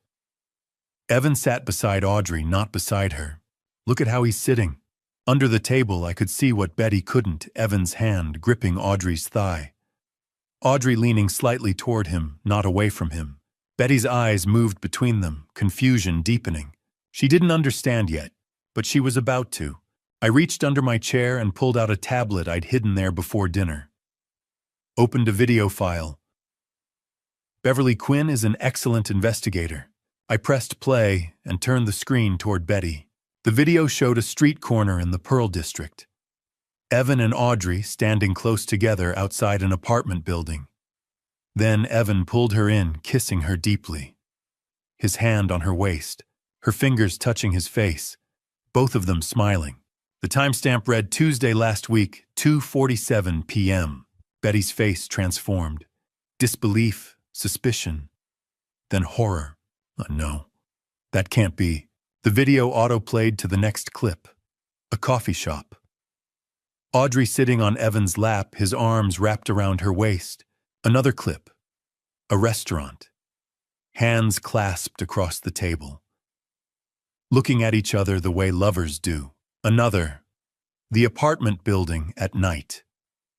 11 p.m. Entering together. Betty stood so abruptly her chair scraped loudly across the floor. Audrey, you and Evan. Tears streamed down Audrey's face. Mom, I'm sorry. You're sorry, Betty's voice cracked. I thought he loved me. He never loved you, Betty. I kept my voice cold. He was using you. Evan spoke for the first time since we'd sat down. This is ridiculous. Sit down, Evan. I'm not finished. He remained standing, posture defensive. I continued looking at Betty. Audrey met Evan 10 months ago. They planned everything. The theft, the offshore accounts, using you as an accomplice without you even knowing the full scope. Betty turned to Audrey, face twisted with hurt. You let me think I was having an affair with him. You told me he cared about me. Mom, you weren't happy with Dad. So you used my loneliness, my unhappiness, to steal from your father. She used everything, I said. Your marital problems, my work schedule, even your parents. My parents knew about this too. No. They're innocent. That day they were legitimately sick. But Audrey used it as cover to meet with Evan and finalize plans. Dad, please. Audrey reached toward me.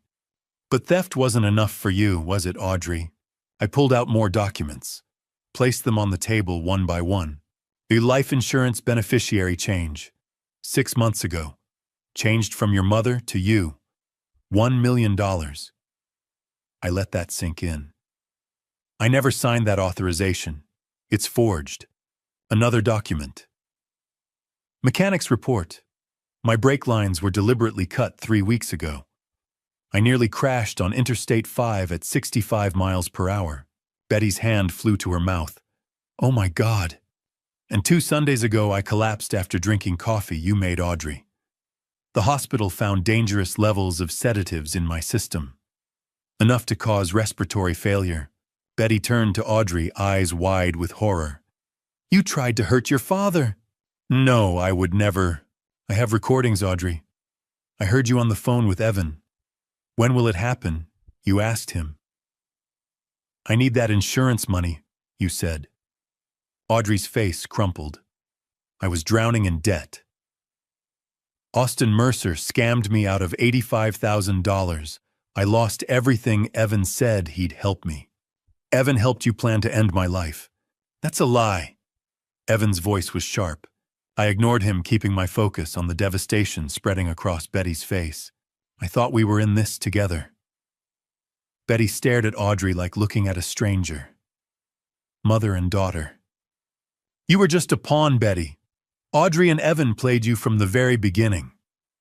Betty sat down heavily, covering her face with her hands. Her shoulders shook. My daughter. Audrey reached for her. Mom, please. Betty pushed her hand away violently. Don't touch me. The words hung in the air. A mother rejecting her child. Audrey sobbed, but Betty turned her face away. I stood up from my chair and moved toward the dining room doorway. Everyone's eyes followed me. But there's one more thing, I said quietly. One final lie that needs exposing. I looked directly at Evan. Tell them, Evan. Tell them about your real life, the one Audrey doesn't know about. Evan's face went pale. The confident mask he'd worn all evening finally cracked. For the first time that night, he looked truly afraid. I stepped to the dining room doorway and called out, You can come in now. Before I reveal who actually walked through that door, I want to pause for a moment. What do you think is about to happen? Who do you believe it is, and why? Share your thoughts or predictions in the comments below so I know you're still here with me. And just so you know, parts of what comes next include fictionalized elements and may not reflect real events. If this isn't something you'd like to continue watching, you're free to stop the video here. The sound of the front door opening echoed through the house. Footsteps in the hallway, slow, hesitant, uncertain. A young woman appeared in the doorway, holding a small boy in her arms. She wore scrubs visible beneath an open jacket, her face showing the exhaustion of a double shift. The boy, maybe 5 years old, clutched a teddy bear to his chest and looked around with wide, confused eyes that took in the fancy dining room, the overturned documents, the frozen faces staring at him. Absolute silence fell over the room like a physical weight. Evan's fork clattered against his plate. His face went white, not pale, but actually white, like someone had drained all the blood from his body in an instant. Then he stood so abruptly, his chair toppled backward with a crash that made Noah flinch and bury his face in his mother's shoulder. No, no, no. The word came out like a prayer, like he could somehow make reality disappear by denying it. The woman looked at him, confusion and concern mixing in her voice. Evan, what's going on? You said this was an important meeting with a client. I kept my voice calm, measured, as if I were introducing guests at a dinner party instead of detonating a bomb. Everyone, this is Megan Cross. And this is Noah. Audrey's head whipped toward them so fast I heard her neck crack. Who are they? I let the silence stretch for 3 heartbeats. 4, 5. My Megan is Evan's wife. Noah is his 5-year-old son. The words hung in the air for one perfect crystalline moment before everything exploded. Audrey shot to her feet, her whole body trembling like she'd been electrocuted. Her chair scraped backward with a screech. Wife, son, Evan, you said you were single. You said you'd never been married. Betty's hand flew to her mouth. Her eyes darted between Evan and the woman in the doorway, trying to process what she was seeing. Oh my God. Oh my God. Megan took a step backward, instinctively pulling Noah closer. Her eyes filled with tears. Evan, who are these people? Why is that woman calling you?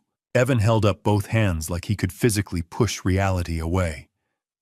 Megan, this isn't, I can explain. You can't explain this! Audrey's voice cracked with hysteria. She pointed at Noah with a shaking hand. You have a child, I moved toward Megan, gently keeping my movements slow so as not to frighten Noah further. The boy's eyes were wide, his teddy bear clutched so tightly his knuckles were white. Megan, thank you for coming. I know this is incredibly difficult. Mr. Barrett, you said you had important information about my husband. Her voice broke. You said it was urgent that I needed to bring Noah that. Please sit down. I gestured toward Betty's empty seat. Then I crouched down to Noah's eye level. Noah, would you like some cookies in the kitchen? Maybe watch something on an iPad, I have cartoons. The boy looked up at his mother uncertainly. Megan hesitated, looking around the room at Evan's pale face, at Audrey's tears, at Betty's shell-shocked expression. Then she nodded slowly. Noah, sweetheart, go with this nice man for just a minute, okay? Mommy needs to talk to some grown-ups. Noah's small voice. Is Daddy in trouble? The question hung in the air. No one answered. I took Noah's hand, so small, so trusting, and led him to the kitchen. Set him up at the counter with a plate of chocolate chip cookies and the iPad playing Paw Patrol. He settled in, happily swinging his legs, oblivious to the devastation unfolding just one room away. When I returned to the dining room, all eyes were on me except Evan's. He was staring at the floor, his jaw working, but no sound coming out. Megan lives in Vancouver, Washington. I began, my voice steady. She's a nurse at Providence Hospital. Works the night shift most weeks. She's been married to Evan for 6 years. Megan corrected quietly, her voice barely above a whisper. 7 years this past June. We had a party. Noah drew pictures. You said... She looked at Evan. You said it was the best day of your life.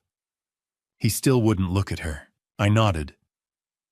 During my investigation, I discovered that Evan has been living a double life. Monday through Wednesday in Vancouver with you and Noah. I pointed toward Audrey. Thursday through Sunday here in Portland with my daughter. That's not true. Audrey's voice was desperate now, pleading. Evan, tell them it's not true. But Evan said nothing. Just stood there like a statue, his hands clenched at his sides. The training clients he told you about. I looked at Megan. That was Audrey. The consulting work that kept him in Portland. That was this affair. Megan turned to Evan, her voice shaking. All those nights you said you were training late clients. All those weekends you said you had to work. Noah's preschool tuition that suddenly got paid in full. The new car we couldn't afford. Where did it all come from? Silence. Answer her, Audrey screamed. Tell her where you got the money. From this family, I said quietly. From accounts my daughter stole from me over 18 months. $234,000. Money that was supposed to be for her future, for our retirement. Evan's been using it to fund his life with you, Megan. Your car, Noah's school, your mortgage payments. All of it. Megan covered her mouth with both hands, tears streaming down her face. Noah's tuition, our house. It was all stolen money. I'm sorry, Megan. You deserve to know the truth. Audrey stepped toward Evan, hands outstretched like she was drowning, and he was the only lifeline. You said you loved me. You said we'd get married once we had enough money. You said... Her voice broke into a sob. You said you'd never leave me. Evan finally spoke, his voice hollow and dead. Audrey... Yeah, you said I was the only one. You said Betty was just a means to an end, that I was the real plan. Megan's laugh was bitter and broken. He told me the same things. On our wedding day 7 years ago. He said I was his forever. The silence that followed was absolute. Then Audrey collapsed back into her chair, her whole body folding in on itself, like she'd been punched in the stomach. She buried her face in her hands. It was all lies. Everything. All of it. Yes. I kept my voice steady even though inside I felt nothing but ice. Evan Cross is a professional con man. He targeted you, Audrey. Saw your vulnerability, your desperation, and he exploited it. Used you to access my money. Used your mother's loneliness to maintain his cover. The same way he's been using Megan and Noah. No. Audrey's voice was muffled by her hands. No, he wouldn't. He would. And he did. I turned to Megan. I'm sorry you had to find out this way. Megan wiped her eyes, straightening her spine. I'm glad I know. Better late than never. She looked at Evan with something that might have been pity. Our marriage is over. I'll file for divorce tomorrow. Megan, please. Evan finally found his voice desperate and pleading. Don't. She held up a hand. Don't you dare speak to me right now. Not after this. Not after you used our son's tuition money. Her voice broke. Our child. How could you? Audrey looked up at me, mascara running down her cheeks in black rivers. Dad, I'm so sorry. I didn't know. Sorry isn't enough, Audrey. Austin Mercer took everything from me. $85,000. I was desperate. I had nothing. Evan said he'd help me. And you chose to trust a stranger over your own father. I had to force the next words out past the lump in my throat. You chose money over family. You chose to steal from me. To change my life insurance policy. To cut my brake lines. To poison my coffee. She sobbed harder but said nothing. What could she say? Yet you chose, I repeated, to try to end my life. Betty finally spoke, her voice barely audible. Joseph, please. I looked at her, this woman I'd been married to for 24 years. This woman who'd sat in that same chair for thousands of dinners. Who'd raised our daughter.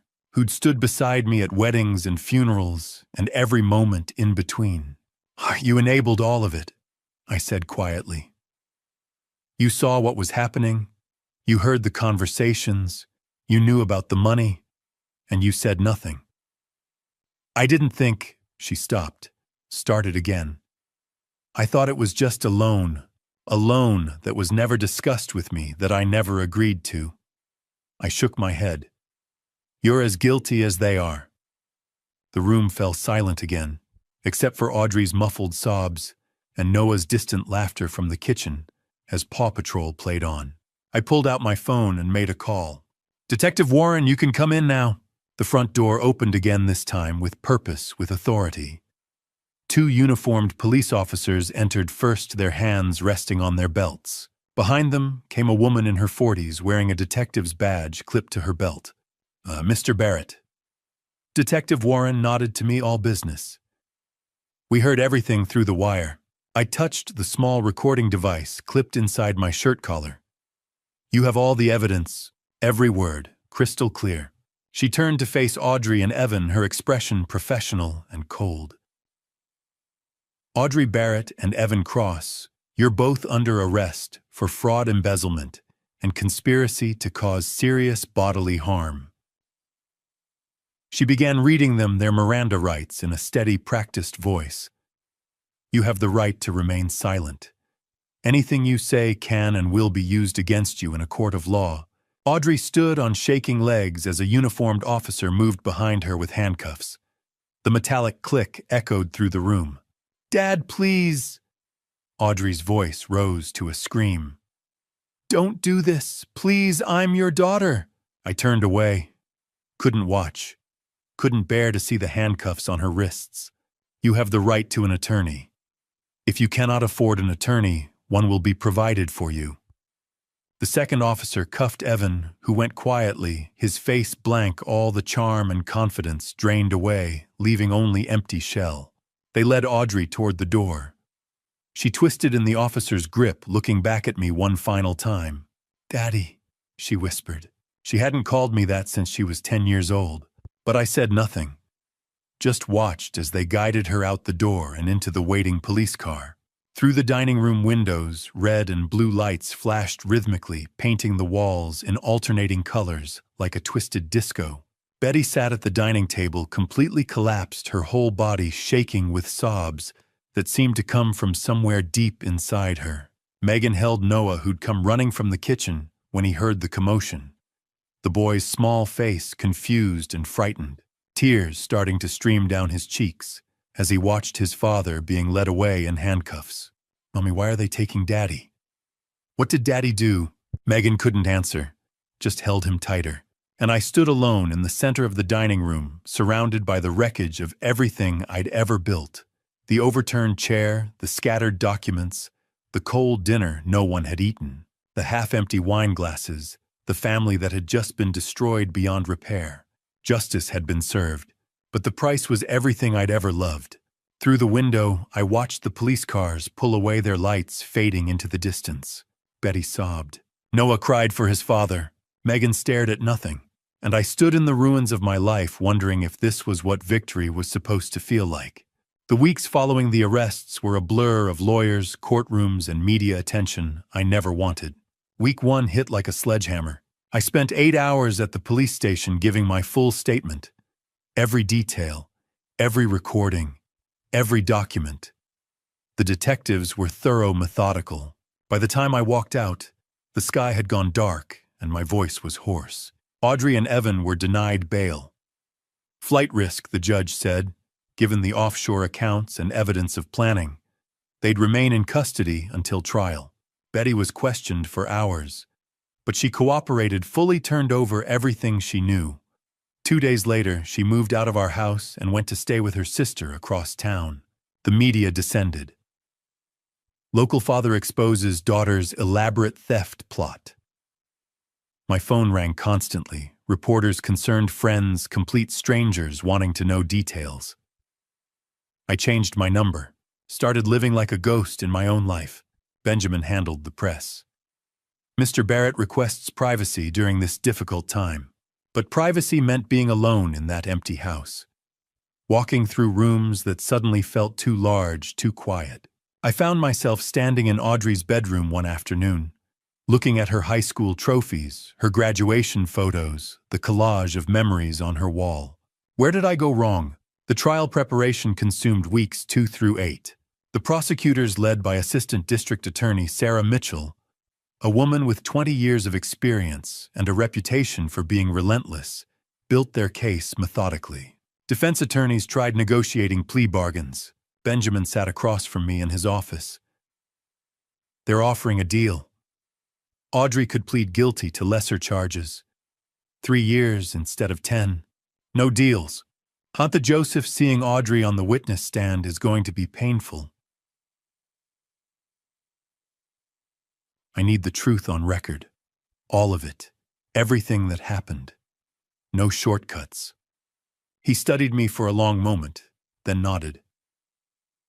Full trial it is. The pre-trial hearings were brutal. Audrey's defense argued she'd been manipulated. My client is a victim of psychological abuse and gaslighting by Evan Cross. Evan's defense claimed insufficient evidence. There's no physical proof our client directly attempted to cause harm. But the most painful moment came when Betty took the stand, testifying for the prosecution. Against our daughter. So Audrey told me Joseph wouldn't notice the missing money, Betty said, voice shaking. She said he deserved what was happening to him. Megan filed for divorce from Evan. When she testified, her voice was steady despite tears. He told me he was working late, training clients. Really, he was with Audrey. March 15th. The trial began. The courtroom was packed. Media in the gallery. Public spectators. People I'd known for years watching as my private devastation became public record. Day 2, I took the stand. 4 hours of testimony. I described discovering the theft in Salem, the recordings, the brake failure on Interstate 5, the sedatives in my coffee. The cross-examination was savage. Mr. Barrett, were you an emotionally distant father? I worked hard to provide for my family. But did you ever tell Audrey you loved her? every day of her life. Yet she felt desperate enough to steal from you. Why do you think that is? I had no answer that would satisfy them. Day 5. Audrey took the stand. She was sobbing before the prosecutor even asked the first question. Her voice shook as she spoke. I made terrible mistakes. I was drowning in debt, $85,000. Austin Mercer had scammed me, and I was desperate. Evan promised to help. I trusted him. The prosecutor's voice was cold. Did you put sedatives in your father's coffee on March 10th? Long silence. The entire courtroom waited. Yes. Did you know that dosage could end his life? Another pause, then barely a whisper. Yes. The courtroom erupted in gasps and murmurs. The judge had to call for order. March 28th. After 6 hours of deliberation, the jury returned. Evan Cross guilty on all counts. 12 years in prison for fraud conspiracy violations related to bigamy and conspiracy to cause harm. Audrey Barrett guilty on all counts. 8 years in prison for fraud conspiracy and conspiracy to cause harm. Betty Barrett, having pleaded guilty to lesser charges and cooperated with the prosecution, received 3 years probation and 500 hours of community service. As the guards led Audrey away in handcuffs, she looked at me one final time. Her eyes were empty, hollow.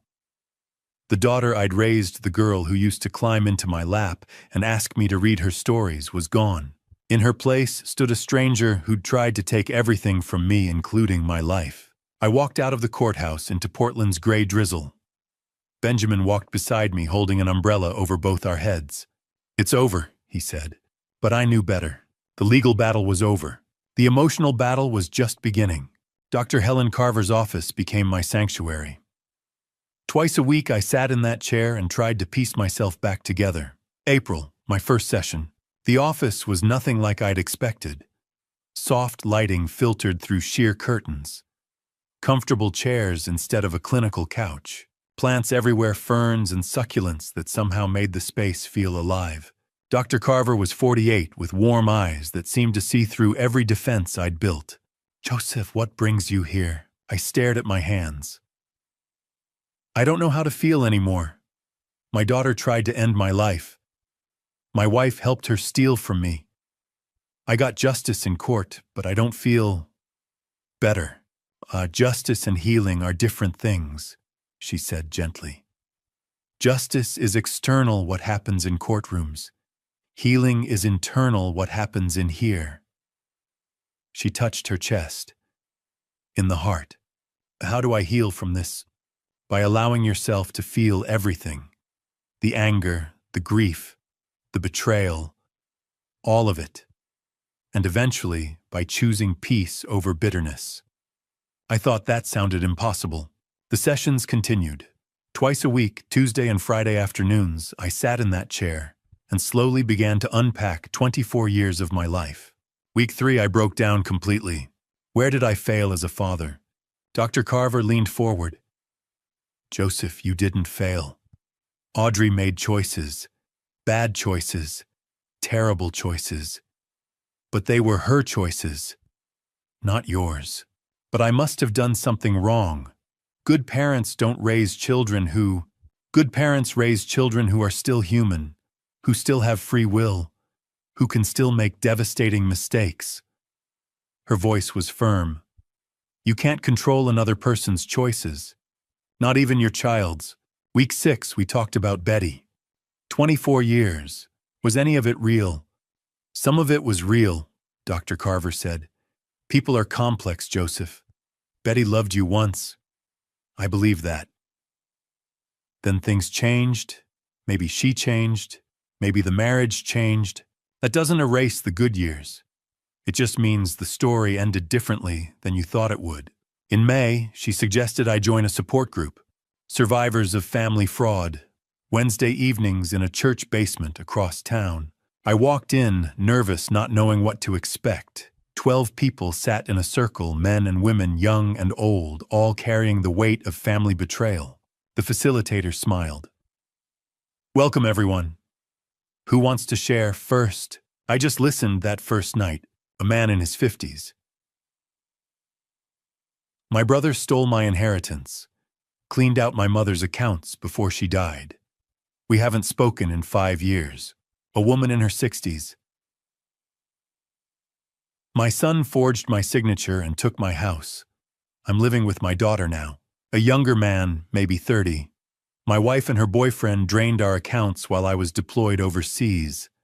Came home to nothing. Each story was different, but the pain underneath was the same. I'm not alone. By the 3rd week, I shared my story. Kept it brief: daughter theft, attempted harm, trial, prison. The group nodded. They understood without me having to explain. A woman named Patricia spoke up. The hardest part isn't the money, is it? No. It's the trust you'll never get back. Exactly. August arrived with an unexpected clarity. I woke up one Saturday morning and knew what I needed to do. I needed to see Audrey, face to face. I called Benjamin. Can you arrange a prison visit? Are you sure, Joseph, this could be incredibly painful? I need closure for myself. The visit was approved for the following Saturday. August 12th, 2 in the afternoon. I drove south to Coffee Creek Correctional Facility. 45 minutes through farmland and small towns. My hands shook on the steering wheel. What will I say? The security was thorough. Metal detectors. ID verification. Rules about what I could and couldn't bring. The visitation room was exactly what I'd imagined: gray walls, plastic chairs, guards watching everything. A glass partition separated visitors from inmates. I sat down and waited. The door on the other side opened. Audrey walked in wearing a prison uniform. She'd lost weight. Her hair was pulled back simply. No makeup. She looked younger, more like the daughter I remembered. She sat down across from me. We picked up phones on either side of the glass. Long silence. Dad! Her voice broke immediately. Tears streamed down her face. Hello, Audrey. I'm so sorry. So sorry. I know. I was scared. Stupid. Evan made me believe. Evan didn't make you do anything, I interrupted. You made choices, Audrey. Your choices. I know, she was sobbing now. I'll regret it every day for the rest of my life. I looked at my daughter through that glass partition. Practiced the words I'd rehearsed with Dr. Carver for weeks. Audrey, I forgive you. She collapsed forward, sobbing harder. But I wasn't finished. See, I forgive you not because you deserve it, but because I deserve peace. Forgiveness doesn't mean what you did was right. It doesn't mean I'll forget. It doesn't mean you won't serve your sentence. It means I'm choosing to release the hatred that's been destroying me from the inside. Her hand pressed against the glass. You took my money, my trust, my family. But you can't take my ability to move forward. That's mine. And I'm taking it back. I stood up. Dad, please don't go. But I hung up the phone and walked toward the exit. Behind me, I could hear her crying. Could see her in my peripheral vision, hand still pressed against the glass. But I kept walking, because forgiveness wasn't about her anymore. It was about me. The sunrise over the Willamette River had never looked more beautiful. I stood at Tom McCall Waterfront Park at 6:30 a.m. watching the first light of October paint the water gold and orange. The autumn leaves drifted down from the trees lining the riverbank, landing softly on the path where I'd just finished my morning run. My breath came steady, and even no longer the shallow, panicked breathing of a year ago. Exactly 1 year ago today, I discovered the betrayal that shattered my family. Exactly 1 year ago today, I began the journey from blind trust to devastating truth. The anniversary wasn't lost on me. I'd marked it deliberately, choosing to spend this morning here by the river rather than hiding from the memory. A year changes everything. A year changes nothing. Both statements felt true. The changes. I sold the house in West Hills 3 months after the trial. I couldn't live there anymore. Not in the dining room where I'd confronted them. Not in the kitchen where Audrey had poisoned my coffee. Not in the bedroom where I'd lain awake night after night, wondering if my family was planning my death. The house sold quickly. I didn't look back when I handed over the keys. My new apartment in the Pearl District was smaller, simpler, and entirely mine. No ghosts, no memories.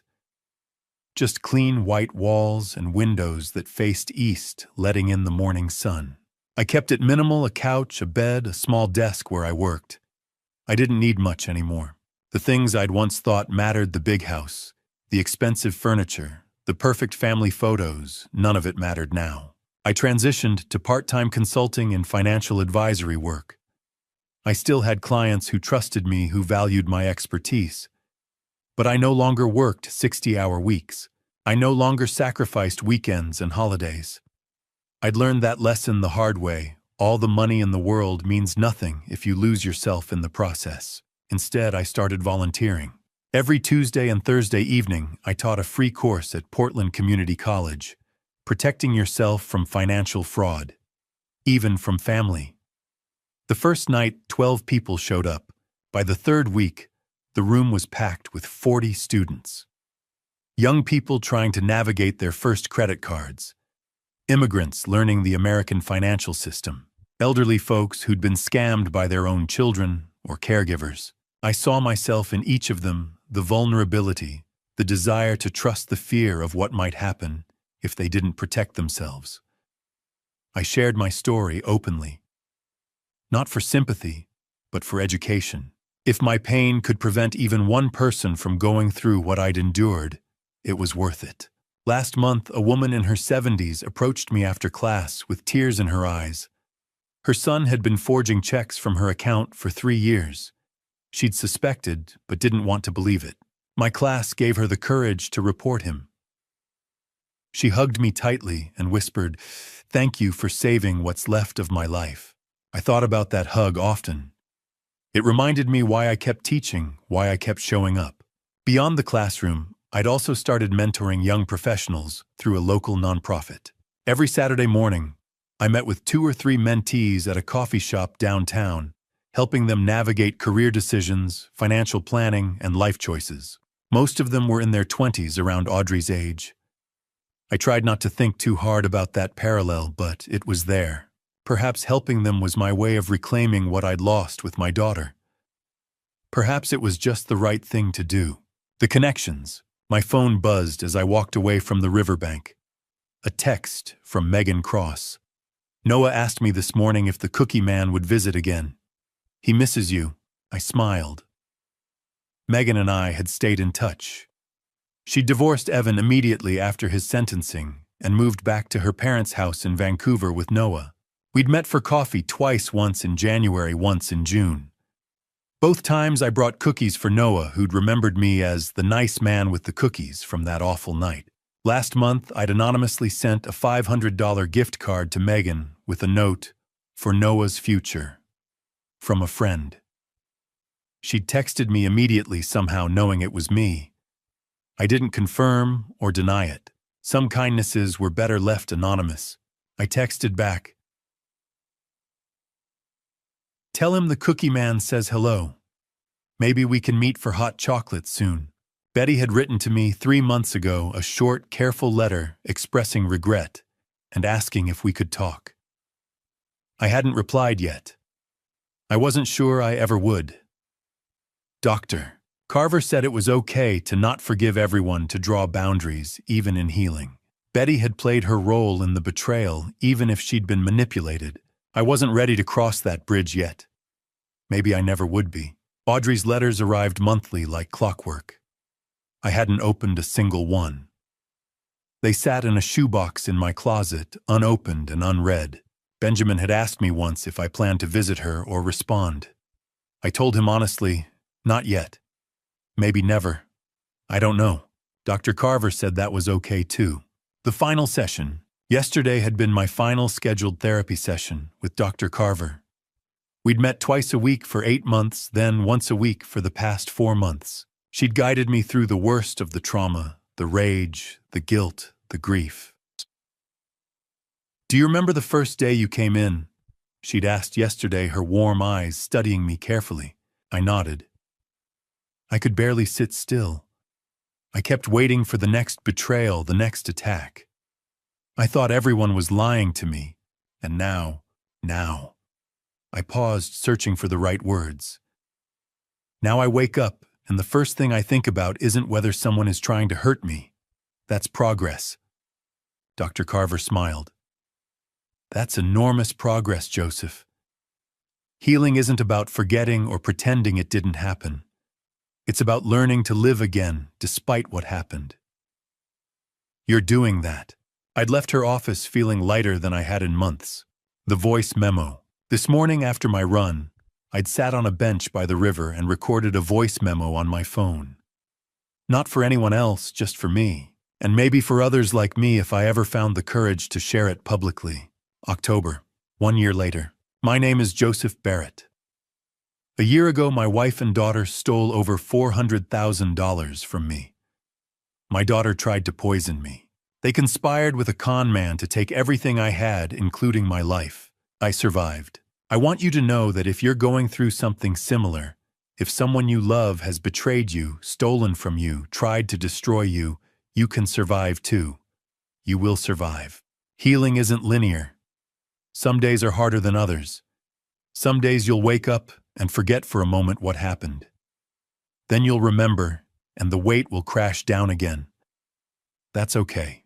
That's part of the process. I'm not telling you to forgive. Forgiveness is personal. Forgiveness isn't about excusing what they did. It's about choosing your own peace over their hold on you. It's about releasing the poison they left inside you. I've forgiven some people. Others I haven't. Maybe I never will. And that's okay too. What matters is this: I'm still here. I'm still standing. I'm teaching, mentoring, helping others. I'm learning to trust again, carefully, cautiously, but genuinely. You can do this. You can rebuild. It won't look the same as before, but it can be good. It can even be beautiful. This is my story. Maybe one day I'll share it.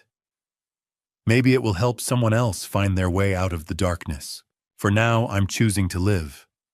I'm choosing hope. I'm choosing to believe that despite everything, there is still good in this world, and I can be part of it. My name is Joseph Barrett, and today I'm okay. I saved the recording and titled it, My Story, October. The ending. I walked into my favorite coffee shop near the Pearl District apartment. The barista, a young woman named Sophie, greeted me with a warm smile. The usual Mr. Barrett. Just Joseph, I corrected, gently smiling back. And yes, please. As she prepared my coffee, I noticed an older gentleman at a corner table fumbling with his phone and looking frustrated. Without thinking, I approached. Need a hand with that? He looked up, surprised, then grateful. I'm trying to set up mobile banking, but I can't figure out this app. I pulled up a chair. Let me show you. And here's a tip: always enable two-factor authentication. It'll protect you from fraud. 20 minutes later, he had everything set up. He thanked me profusely, offering to buy my coffee. I declined politely. Just pass it forward, I said. Help someone else when you can. Sophie handed me my coffee with a note scribbled on the cup. You're a good person. Don't forget that. M. I looked up at her, surprised. She just winked and moved on to the next customer. I walked out into the October morning, coffee in hand, and paused to look around. The leaves were falling. The river sparkled in the distance.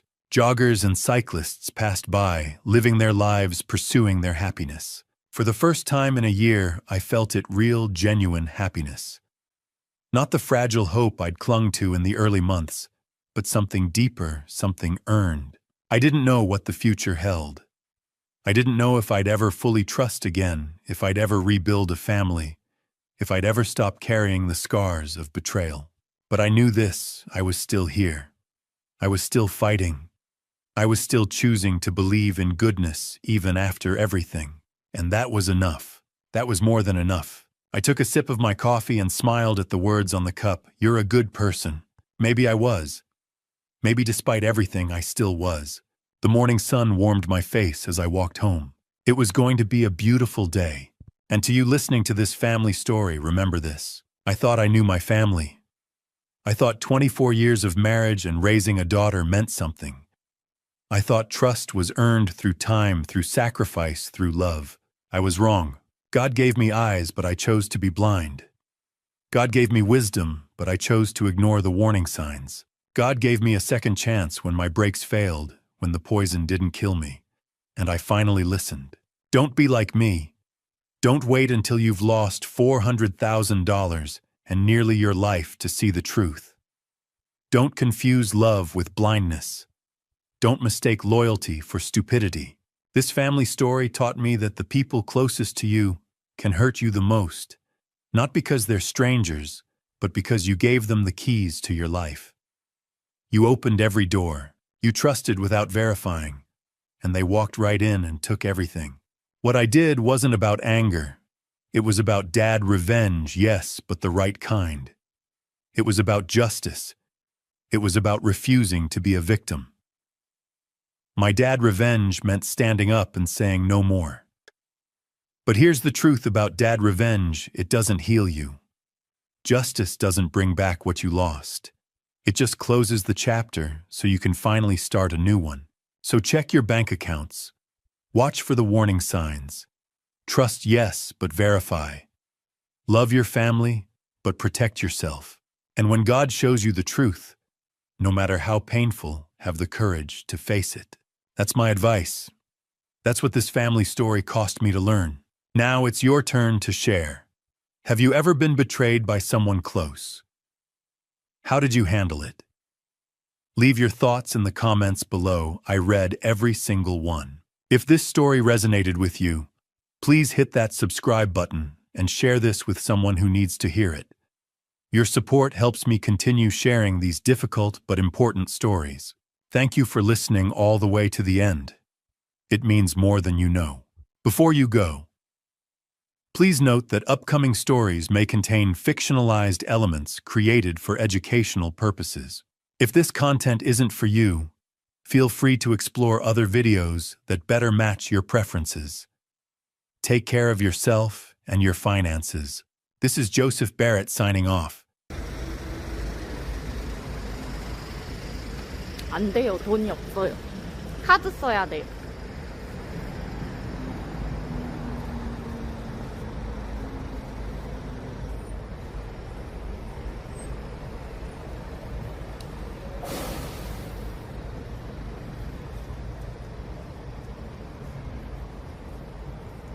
아, 내가 뭐 철국바도 아니고, 어? 그래, 안 그래?